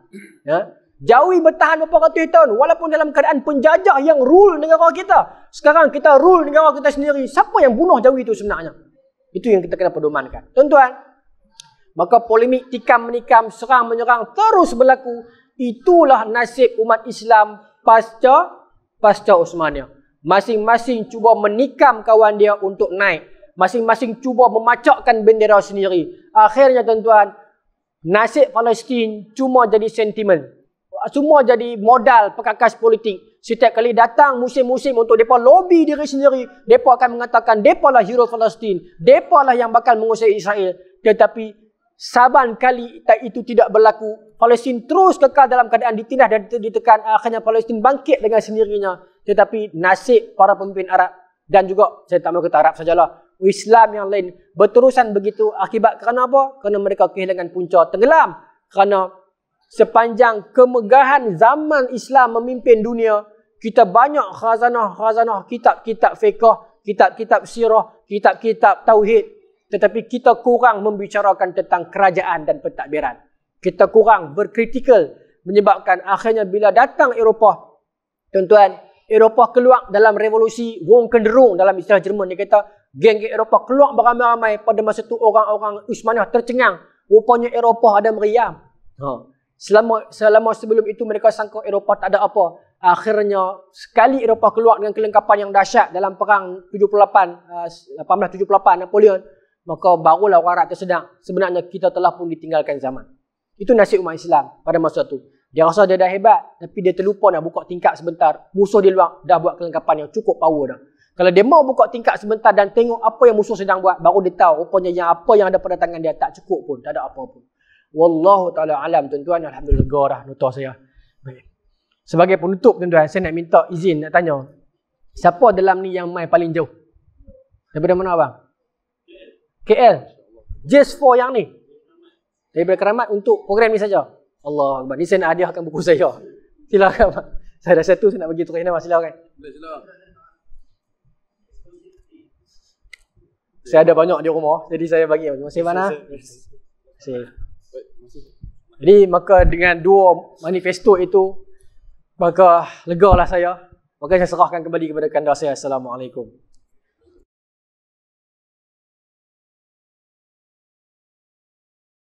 Masya Allah, tabarakallah. Kita dah habis sesi kedua. Sesi pertama, sesi kedua. Dan saya sesi ketiga.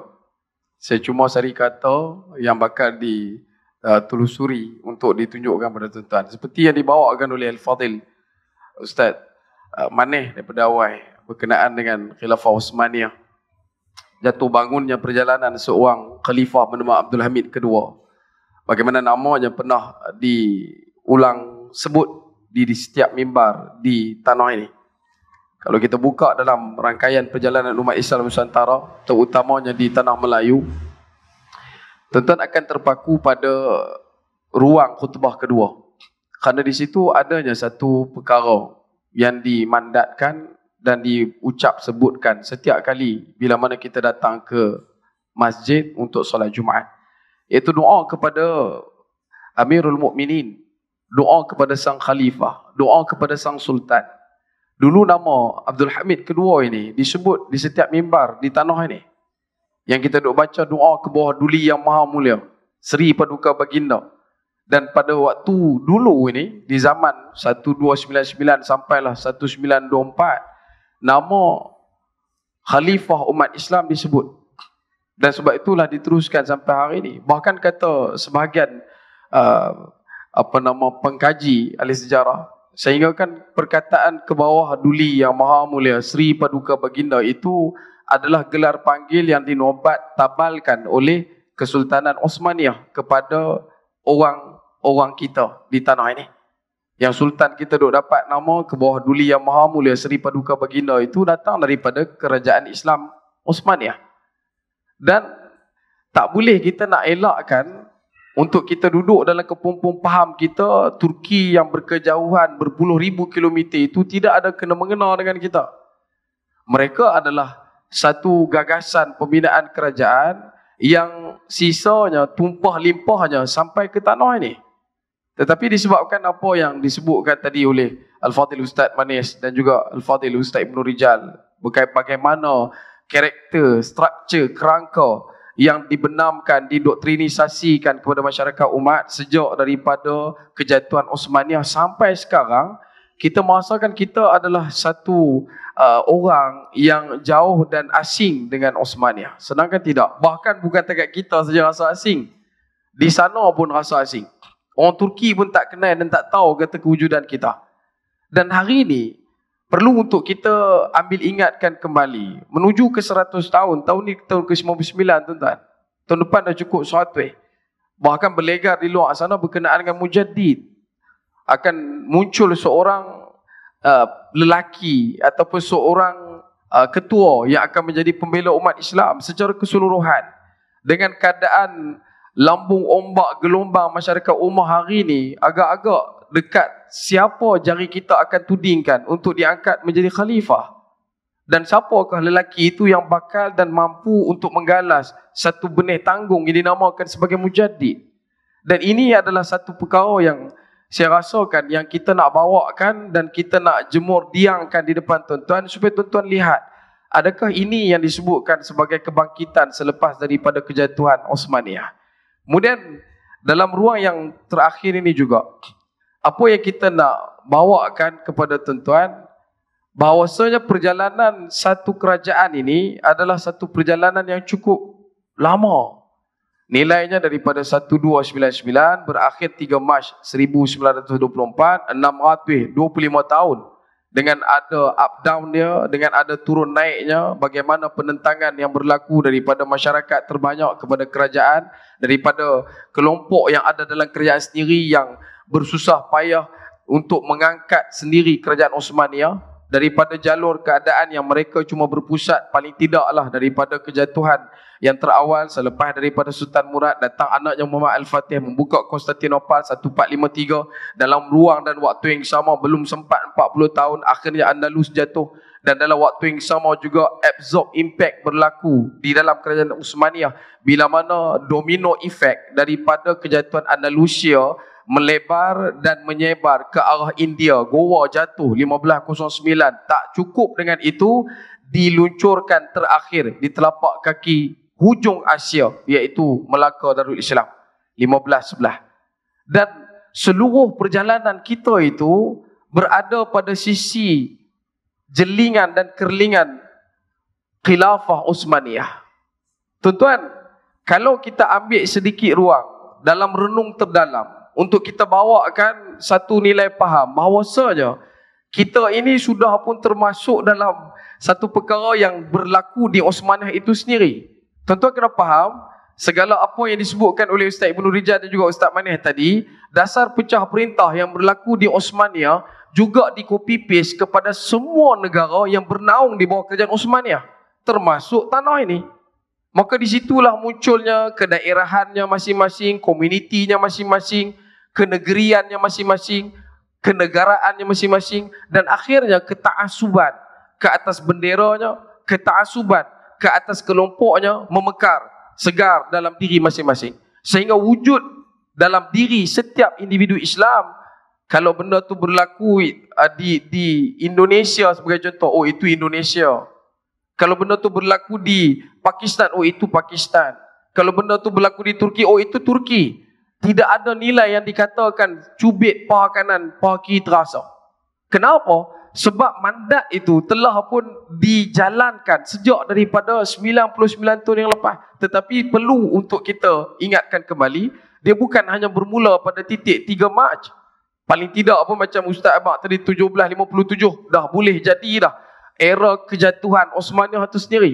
Kemuncaknya sedikit timbul mata bisul pada tahun 1909 pada Sultan Abdul Hamid kedua. Di saat ketika itu diletakkan tanah Palestin di atas pedang-pedang musuh Islam, dan selepas daripada tu muncul yang dikatakan sebagai pembuka pekung Mustafa Kamal Atatürk. Dan saya juga perlu untuk bersedia untuk mengaku dan bersetuju dengan Ustaz Ibnu Rijal bahawasanya bukanlah Mustafa Kamal Atatürk itulah segala orang yang menjadi watak utama besar yang menyebabkan jatuh empayar 625 tahun.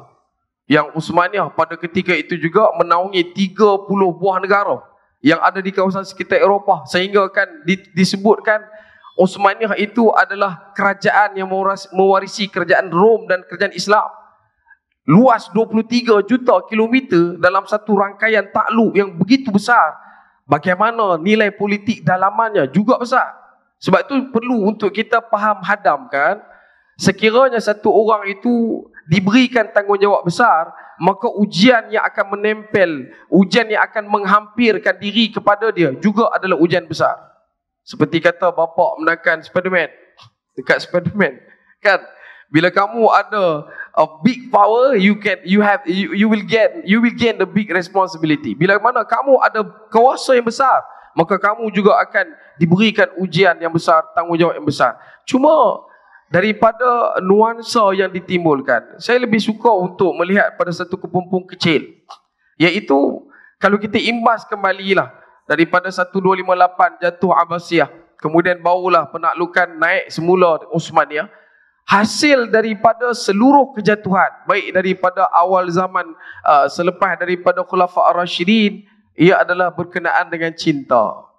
Cinta itu hilang, cinta itu lumpuh, cinta itu mati. Tuan-tuan cuba bayang betapa kuatnya cinta umat Islam di zaman pemerintahan Uthmaniyah, sehingga menyebabkan satu orang lelaki yang juga merupakan raja di tempat dia di Makassar sanggup untuk bermudik daripada Indonesia datang ke Melaka demi untuk memperjuangkan umat Islam di tanah ini, menentang penjajahan Portugis. Begitu juga dengan Daud Al-Fatari yang dalam masa yang sama berkolaborasi dengan Ki Haji Mas'ud daripada Banjarmasin. Dan tak cukup dengan itu, Syekh Abdul Samad Al-Palembanggi. Tuan-tuan kena tahu, benda ni berlaku dalam rangkaian Uthmaniyah itu sendiri. Dan bagaimana mereka boleh menunjukkan dan memanifestasikan cinta dalam bentuk bukan lagi pada nilaian perkataan, bukan lagi dalam bentuk nilaian tulisan, tetapi datang dengan bayaran nyawa dan juga darah. Dan benda ni yang hilang daripada kita. Kenapa hilang? Salah satunya asbab yang dikatakan kejahatan Uthmaniyah, kita dah mula diacuankan untuk memahami bahawasanya kita hari ini bukan diislamisasi tetapi diarabisasi. Saya berhadapan dengan situasi itu sampai hari ini. Sampai hari ini kita duk jumpa, oh dia kata ni pakai nak Arab, kau pakailah pakai baju Melayu ke apa ke, tunjuk sifat kemelayuan. Ya silakan, tak ada masalah. Asalkan pakaian itu tutup aurat, itu adalah Islam. Dan ada orang yang masih lagi duduk dalam skeptical thinking. Dia punya mindset, dia kata tak, yang ni kita ni terlebih Arab daripada Arab. Jadi disebabkan oleh situasi itu berlaku, maka kita tak mengatakan yang telah menyebabkan kejatuhan pada titik-titik akhir, bibit kejatuhan Uthmaniyah itu adalah orang yang menyebabkan total kejatuhan Uthmaniyah. Tidak. Mereka adalah orang terakhir yang menjadi sampul kepada segala pekung dan juga keburukan yang dibawa bersama. Tuan-tuan kena faham bagaimana kedudukan kerajaan Uthmaniyah pada ketika itu, pimpinannya duduk dalam keadaan berfoya-foya. Bagaimana mereka mengiyakan segala macam tindak tanduk kemaksiatan bermaharjadela.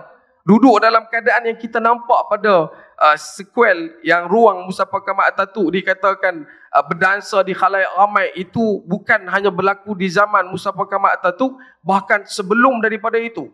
Sehingga disebutkan dalam satu catatan, satu khalifah, nanti tuan-tuan carilah, dia sanggup untuk berhabis wang ringgit membesarkan istana dia dengan siap komplit dengan ballroom untuk ruang dansa di tengah-tengah istana. Dan inilah intipati yang besar yang akhirnya menyebabkan kerapuhan kerajaan Uthmaniyah yang tidak mampu untuk dinafikan oleh sekian banyaknya pimpinan daripada yang ada terakhir sampai ke 37 itu, nak mengatakan mereka adalah orang yang benar-benar mengikuti Islam. Tak mampu. Sebab yang ada pada mata pandang, yang dengar pada telinga adalah perkara-perkara kemaksiatan.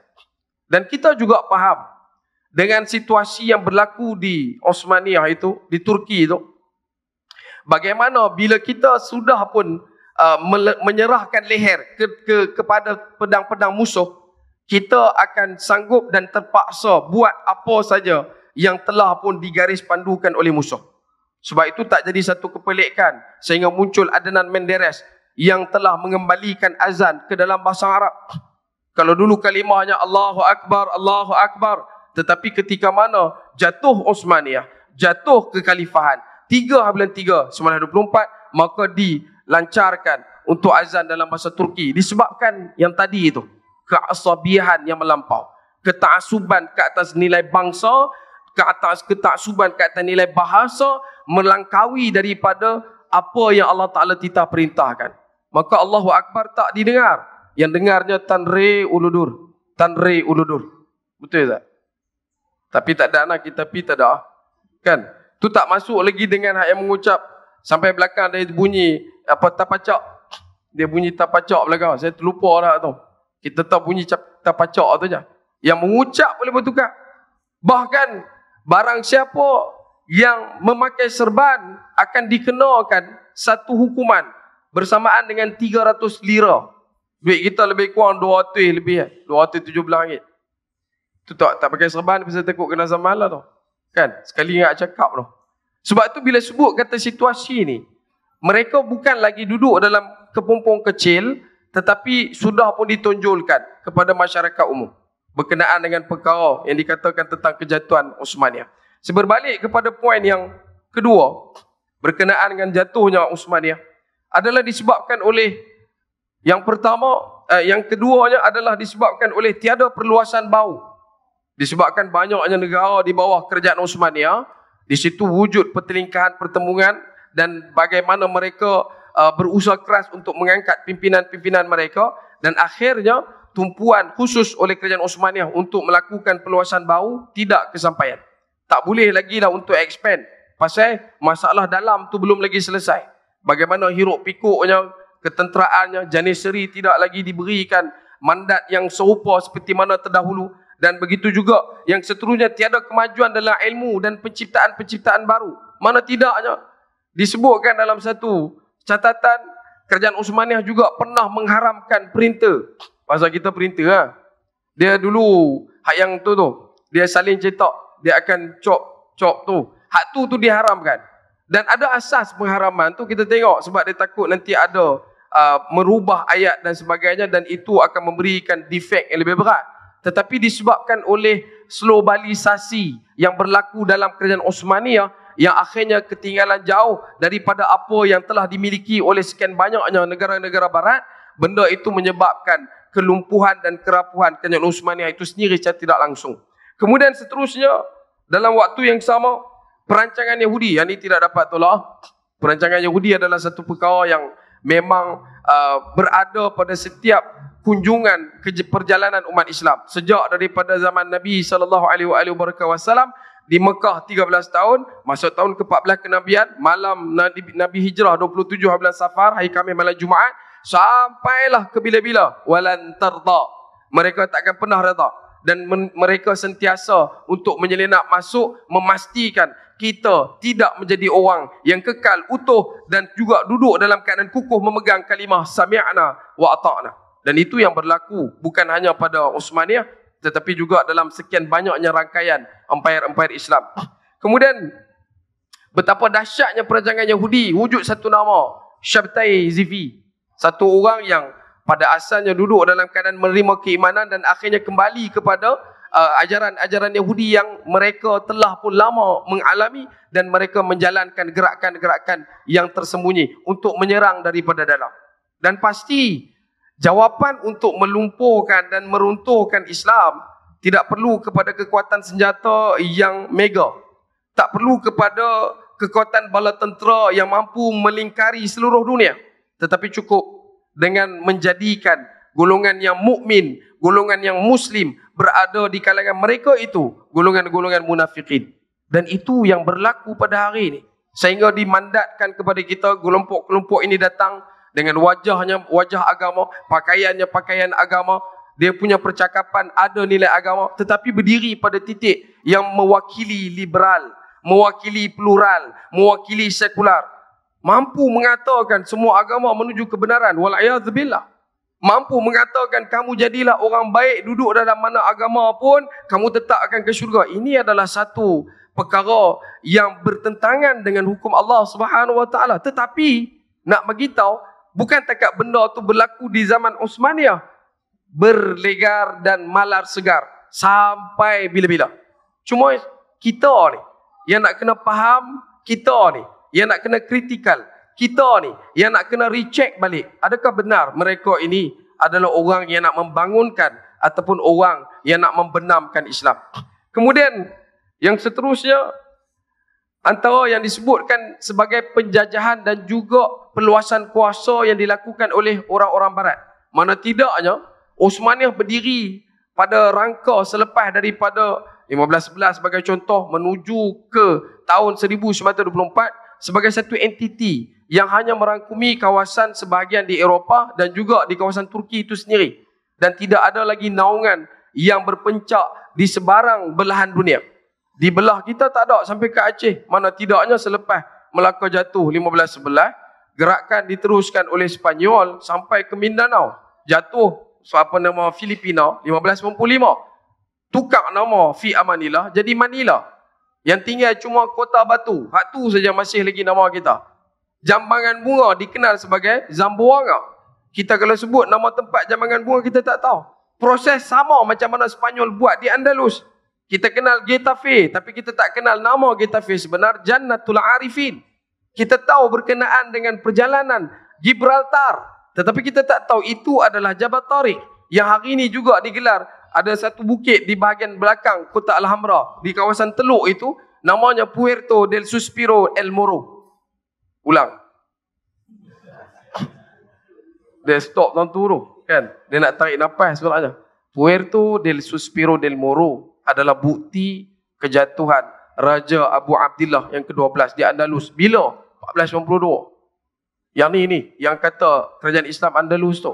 Dan sebab itu, bila kita teliti balik pada hari ini tuan-tuan, antara perkara yang boleh untuk kita perkemaskan kembali, yang pertama, senantiasalah bertakwa kepada Allah Subhanahu Wa Taala, atas berdiri atas ayat wa'tasimu bihablillahi jami'an wa la tafarraqu. Selagi mana dia adalah orang yang memegang mandat kalimah syahadah, berusahalah untuk kita membesarkan kalimah tu dalam diri dia.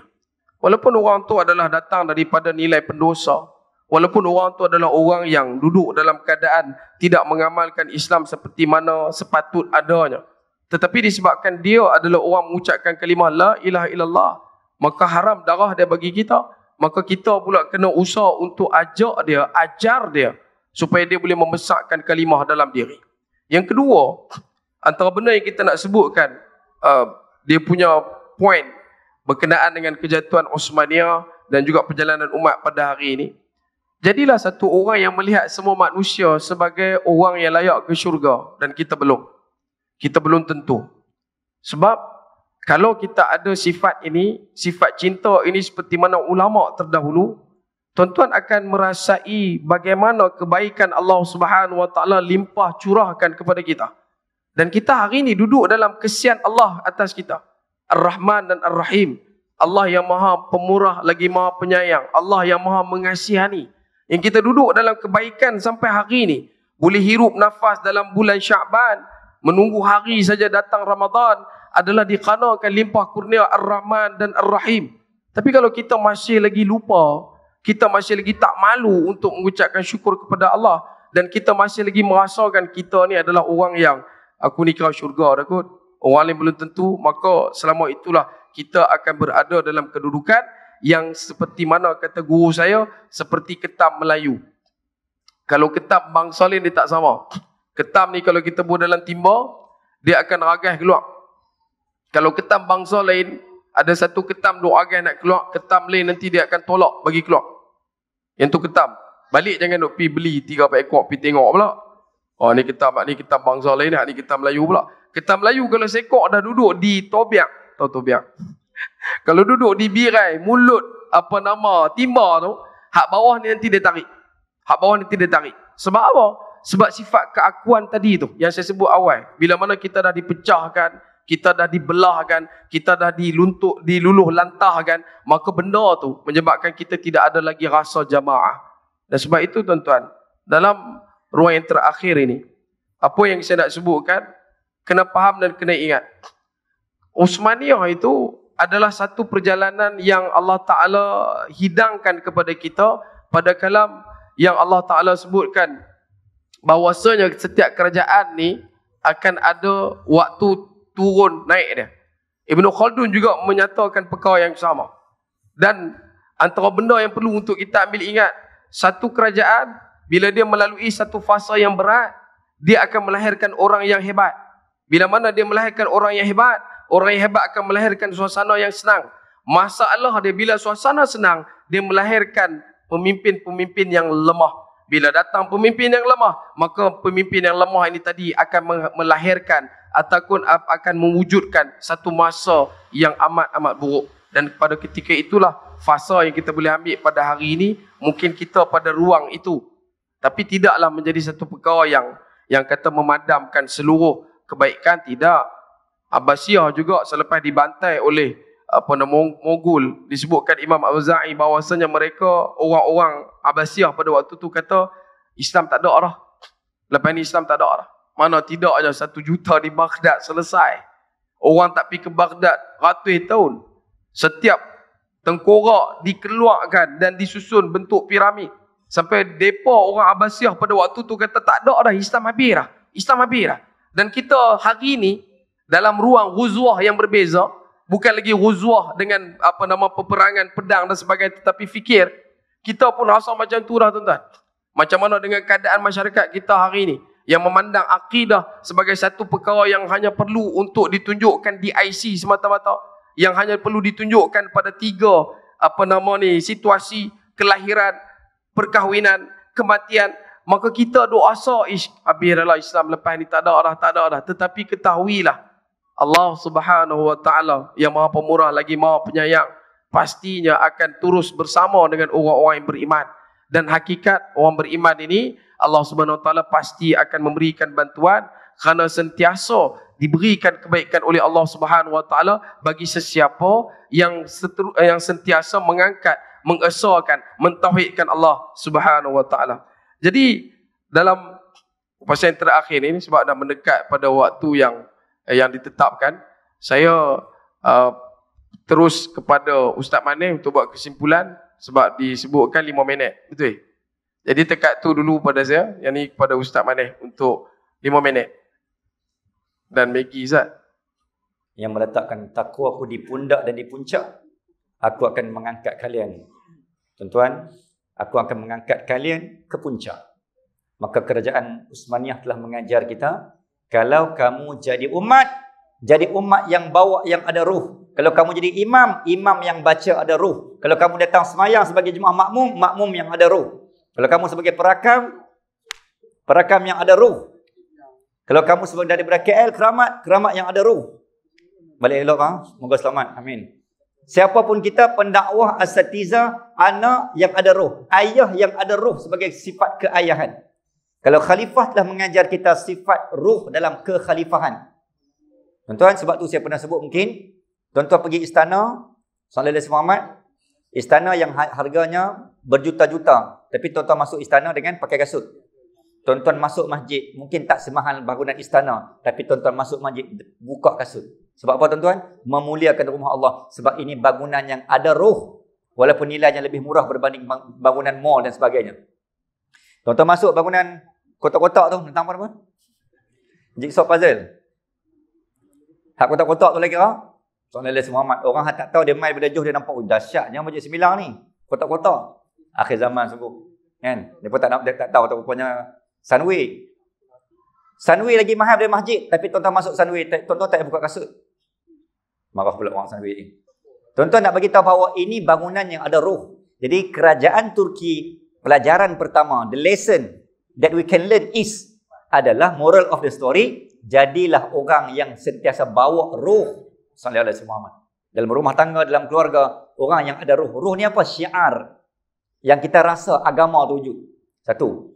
Yang kedua, Allahumma salli ala sayyidina Muhammad, tuan-tuan, apa yang saya boleh sebut tuan-tuan dalam ruang yang tersingkat dan terbatas, kesimpulannya tuan-tuan boleh tengok pada gambar banner ni. Jadi pasal kita cari pasal sebab ingat senang. Sekali dia kata saya siap print ni. Tuan-tuan cuba tengok pada ahli panel yang pertama. Ahli panel, cuba tengok tangan anda. Di atas, ini maksudnya apa? Islamiah, Turki Utsmaniyah sedang digoyang dan digoncang.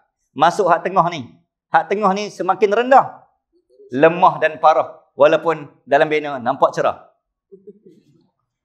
Ini yang kita quote balik. Sebab tu Turki Utsmaniyah dia tak bagi guna printer sebab menipu dia kata. Okey. Alhamdulillah. Dan yang akhir tuan-tuan, tangan yang hak comel itulah, hak paling comel sekali tu. Tuan-tuan tengok tangan paling bawah. Maka itu maksudnya apa? Runtuh dan jatuh. Goyang dan goncang, lemah dan parah, akhirnya runtuh dan jatuh. Sebab apa? Sebab kamu menghilangkan ruh umat yang telah meletakkan Islam di luar. Sallallahu alaihi Muhammad, jalur dan lajur. Akhirnya Allah mengangkat kemuliaan. Akhirnya macam jadi yang bergaduh apa semua tak ada kesatuan. Sebab apa? Pantang sikit up dalam post dalam satu grup WhatsApp mesti bergaduh. Sebab apa? Roh tak ada. Allah tak ikat hati kita. Muslimin dan muslimat. So kembalikan, jadilah manusia yang mengembalikan ruh dalam masjid, dalam kerajaan, dalam negara. Jadi YB yang bawa ruh Islam dalam parlimen. Sallallahu alaihi Muhammad. Tuan-tuan tengok yang itu kan, yang dekat Christchurch. Kejadian Christchurch, 50 orang masuk Islam mati kan, yang cerita lama.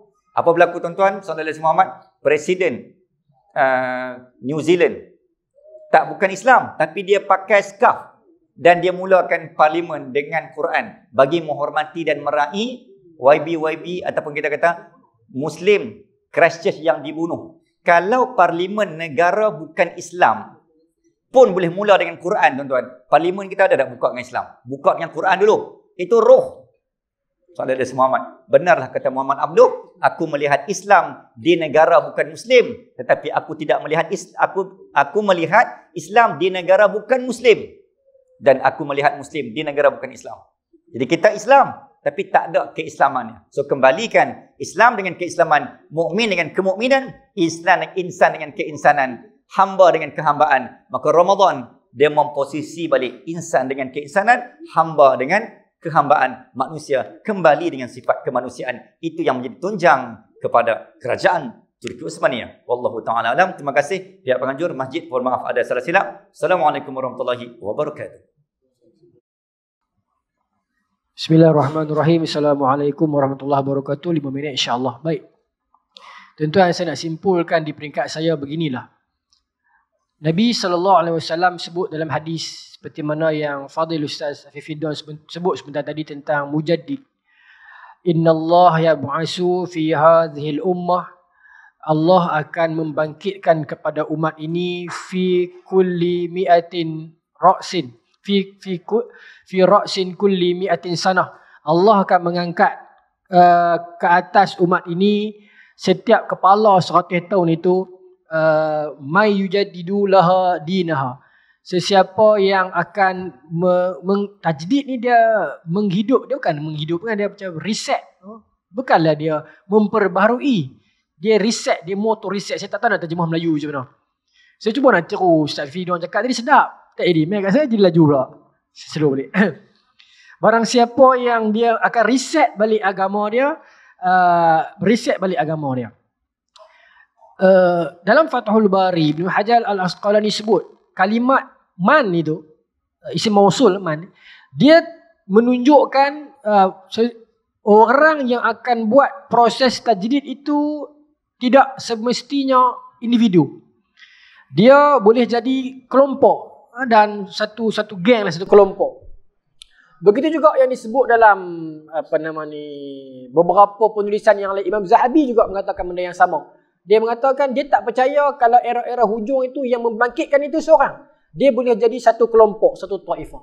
Setengah adalah hadis yang lain, kata Nabi, la tazalu ta'ifatun min ummati az-zahirina 'alal haqq. La yadurruhum man khadhalahum hatta ya'ti amrullah wa hum kadzalik. Tidak akan berhenti berjuang satu kumpulan dalam kalangan umat aku ini yang mereka itu dalam keadaan terus-menerus berjuang walaupun mereka cuba diganggu gugat oleh musuh-musuh mereka, tetapi mereka sampai kiamat pun dalam keadaan berjuang. Muslimin muslimat yang dirahmati Allah sekalian, bila disebutkan tentang bencana keruntuhan khilafah ini, bila tadi Ustaz Manis dan Ustaz Afifiddin sebut tentang sesuatu yang hilang itu ialah cinta. Saya teringat Maulana Abu Hasan Ali An-Nadwi menyebutkan dalam buku dia Madza khasirul alam bihintatil muslimin. Apakah ruginya dunia dengan kemunduran umat Islam? Dia kata apa? Menjelang era-era hujung ni, perkara yang utama yang menyebabkan umat Islam jadi lost, umat Islam jadi tenggelam punca, hilang arah. Dia menulis dalam zaman dia lagi, tuan-tuan. Dia mengatakan kerana cinta juga. Tetapi dahulunya umat Islam itu diikat dengan satu cinta yang akhirnya hari ini ikatan cinta itu telah pun terungkai. Ikatan cinta yang mengikat umat Islam dahulu, yang memasak erat hati umat Islam dahulunya ialah apa? Hubbur Rasul. Kecintaan kepada Rasulullah sallallahu alaihi wasallam. Dia kata kecintaan itulah yang menyebabkan para sahabat rela walaupun dubur mereka ditusuk besi, rela walaupun mereka diletak di panah tengah hari, rela walaupun mereka terpaksa disula, dipancung, dihukum bunuh, mereka rela. Mereka rela, tuan-tuan. Muaz bin Jabal ketika mana dia dapat perintah daripada Rasulullah sallallahu alaihi wasallam untuk meninggalkan Madinah, pergi mengajak di Yaman. Ketika itu dia pun dah dapat signal dah bahawasanya dia balik daripada Yaman nanti Nabi dah tak ada dah, tuan-tuan. Orang yang terakhir yang dia tengok ialah wajah Rasulullah. Bila dia balik semula ke Madinah nanti, kalau dia balik hanya sempat melihat pusara saja. Tetapi kerana kecintaan kepada kerasulan itu besar, maka dia tinggalkan segala-galanya, berhijrah ke Yaman kerana itu perintah dan arahan kepada Nabi. Begitu juga yang berlaku kepada para sahabat yang lain. Begitu juga yang berlaku kepada para tabi'in, para tabi'in, tuan-tuan, para imam mazahib. Semua mereka itu, ikatan itu datang bersama cinta. Dalam perang Manzikat War, Sultan Alip Arsalan juga memimpin puluhan ribu saja pasukan Saljuk bertempur dengan gabungan Kristian ratusan ribu. Tetapi kerana kecintaan kepada agama dan Rasul itu yang mengikat mereka, yang akhirnya mereka berjaya memenangi pertempuran tersebut.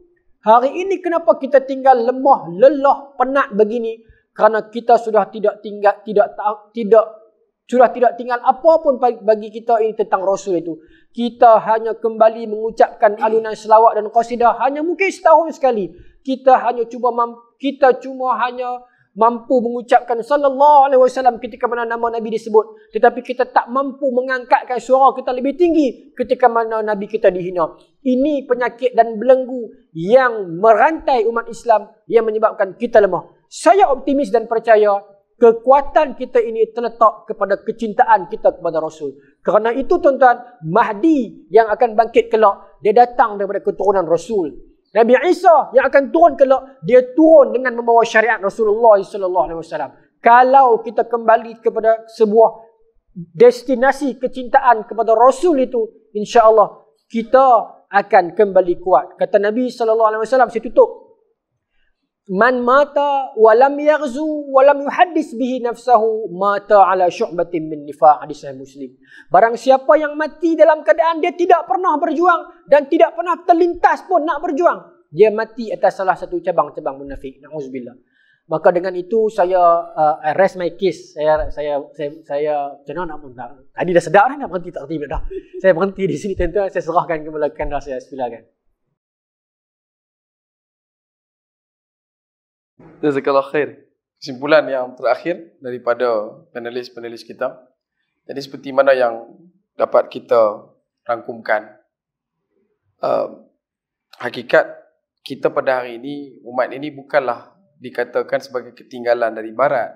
Kita ni bukanlah satu masyarakat yang ketinggalan daripada Barat. Kita dah dimomokkan dengan faham begini, makan ratus tahun. Sebenarnya kita ni yang merasa ditinggalkan sebab kita meninggalkan Islam. Sebab tu kita rasa ditinggal. Mana tidaknya. Ada orang sanggup fikir gaji Ronaldo, Cristiano Ronaldo. Dia duduk dalam padang satu saat, gaji dia RM1,074 kan. Duduk dalam padang satu saat tu jatuh. Dia duduk dalam tu RM1,074. Masa tu B40. Duduk satu saat B40 kan. Dia habis satu game, berapa juta, berapa ratus juta untuk satu bulan. Dan kita pun kata, dia ni macam ni, macam ni. Sedangkan Nabi dah bagi dekat kita lah. Siapa yang bangkit solat sunat fajar, dia dapat dunia dan isteri dia. Tapi kita hilang benda ni. Sebab kita tak duduk dalam keadaan merasai dan memahami cinta yang Nabi tinggalkan kepada kita. Itulah cinta yang Allah Ta'ala berikan. Yang dikatakan, fattabi'uni yuhbibkumullah. Ikut Nabi kamu akan dapat cinta Allah. Bila dapat cinta Allah, dunia ni tak berharga pada kita. Macam Imam Syafi'i kata, orang beriman ini, hakikat hidup dia, dunia di tangan, akhirat di hati, mati di pelupuk mata. Dan itu dia punya perjalanan umat. Tapi disebabkan kita duk merasakan dunia ni tak dapat ni, tak dapat ni. Dapat pun hanya calitan di jari. Terlepas pun hanya calitan di jari. Kita celupkan jari dalam air, yang melekat dekat jari kita itulah dunia. Kalau terlepas pun banyak tu juga. Tapi benda ni yang kita nak kena raise up balik, kita nak kena angkat balik, kita nak kena usaha untuk grooming balik. Supaya kita boleh duduk dalam nilai orang yang melihat kebaikan dan cinta Allah itu mengatasi daripada segala kebaikan yang hanya sekadar untuk memekatkan undi dan pundi. Sekadar untuk menjaga temolok-temolok kita, sekadar untuk mengembungkan perut-perut kita yang bakal ditanya. Kerana hakikat harta itu halal dihisab, haram diazab.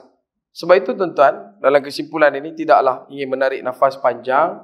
Cuma dalam ruang yang sama, saya mewakili pihak panelis memohon ampun dan maaf kalau ada sebarang kesalahan, kesilapan sepanjang kami berpencak di sini dengan tuan-tuan yang mulia.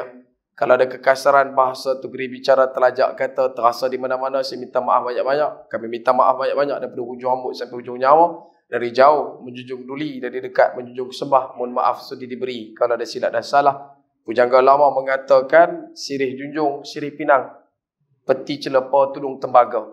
Kasih disanjung, budi dikenang, sampai mati diingat juga. Akhir kalam, sekecil-kecil ikan pasti ada isinya, sebesar-besar ikan pasti ada tulangnya. Aqul qawli hadha astaghfirullahal adzim wa lakum wa lisairil muslimin wal muslimat wal mu'minin wal mu'minat fastaghfiruh fayafudhal mustaghfirin. Wassalamualaikum warahmatullahi taala wabarakatuh. Wallahu taala a'lam. Takbir. Takbir. Takbir. Allahu akbar walillahil hamd.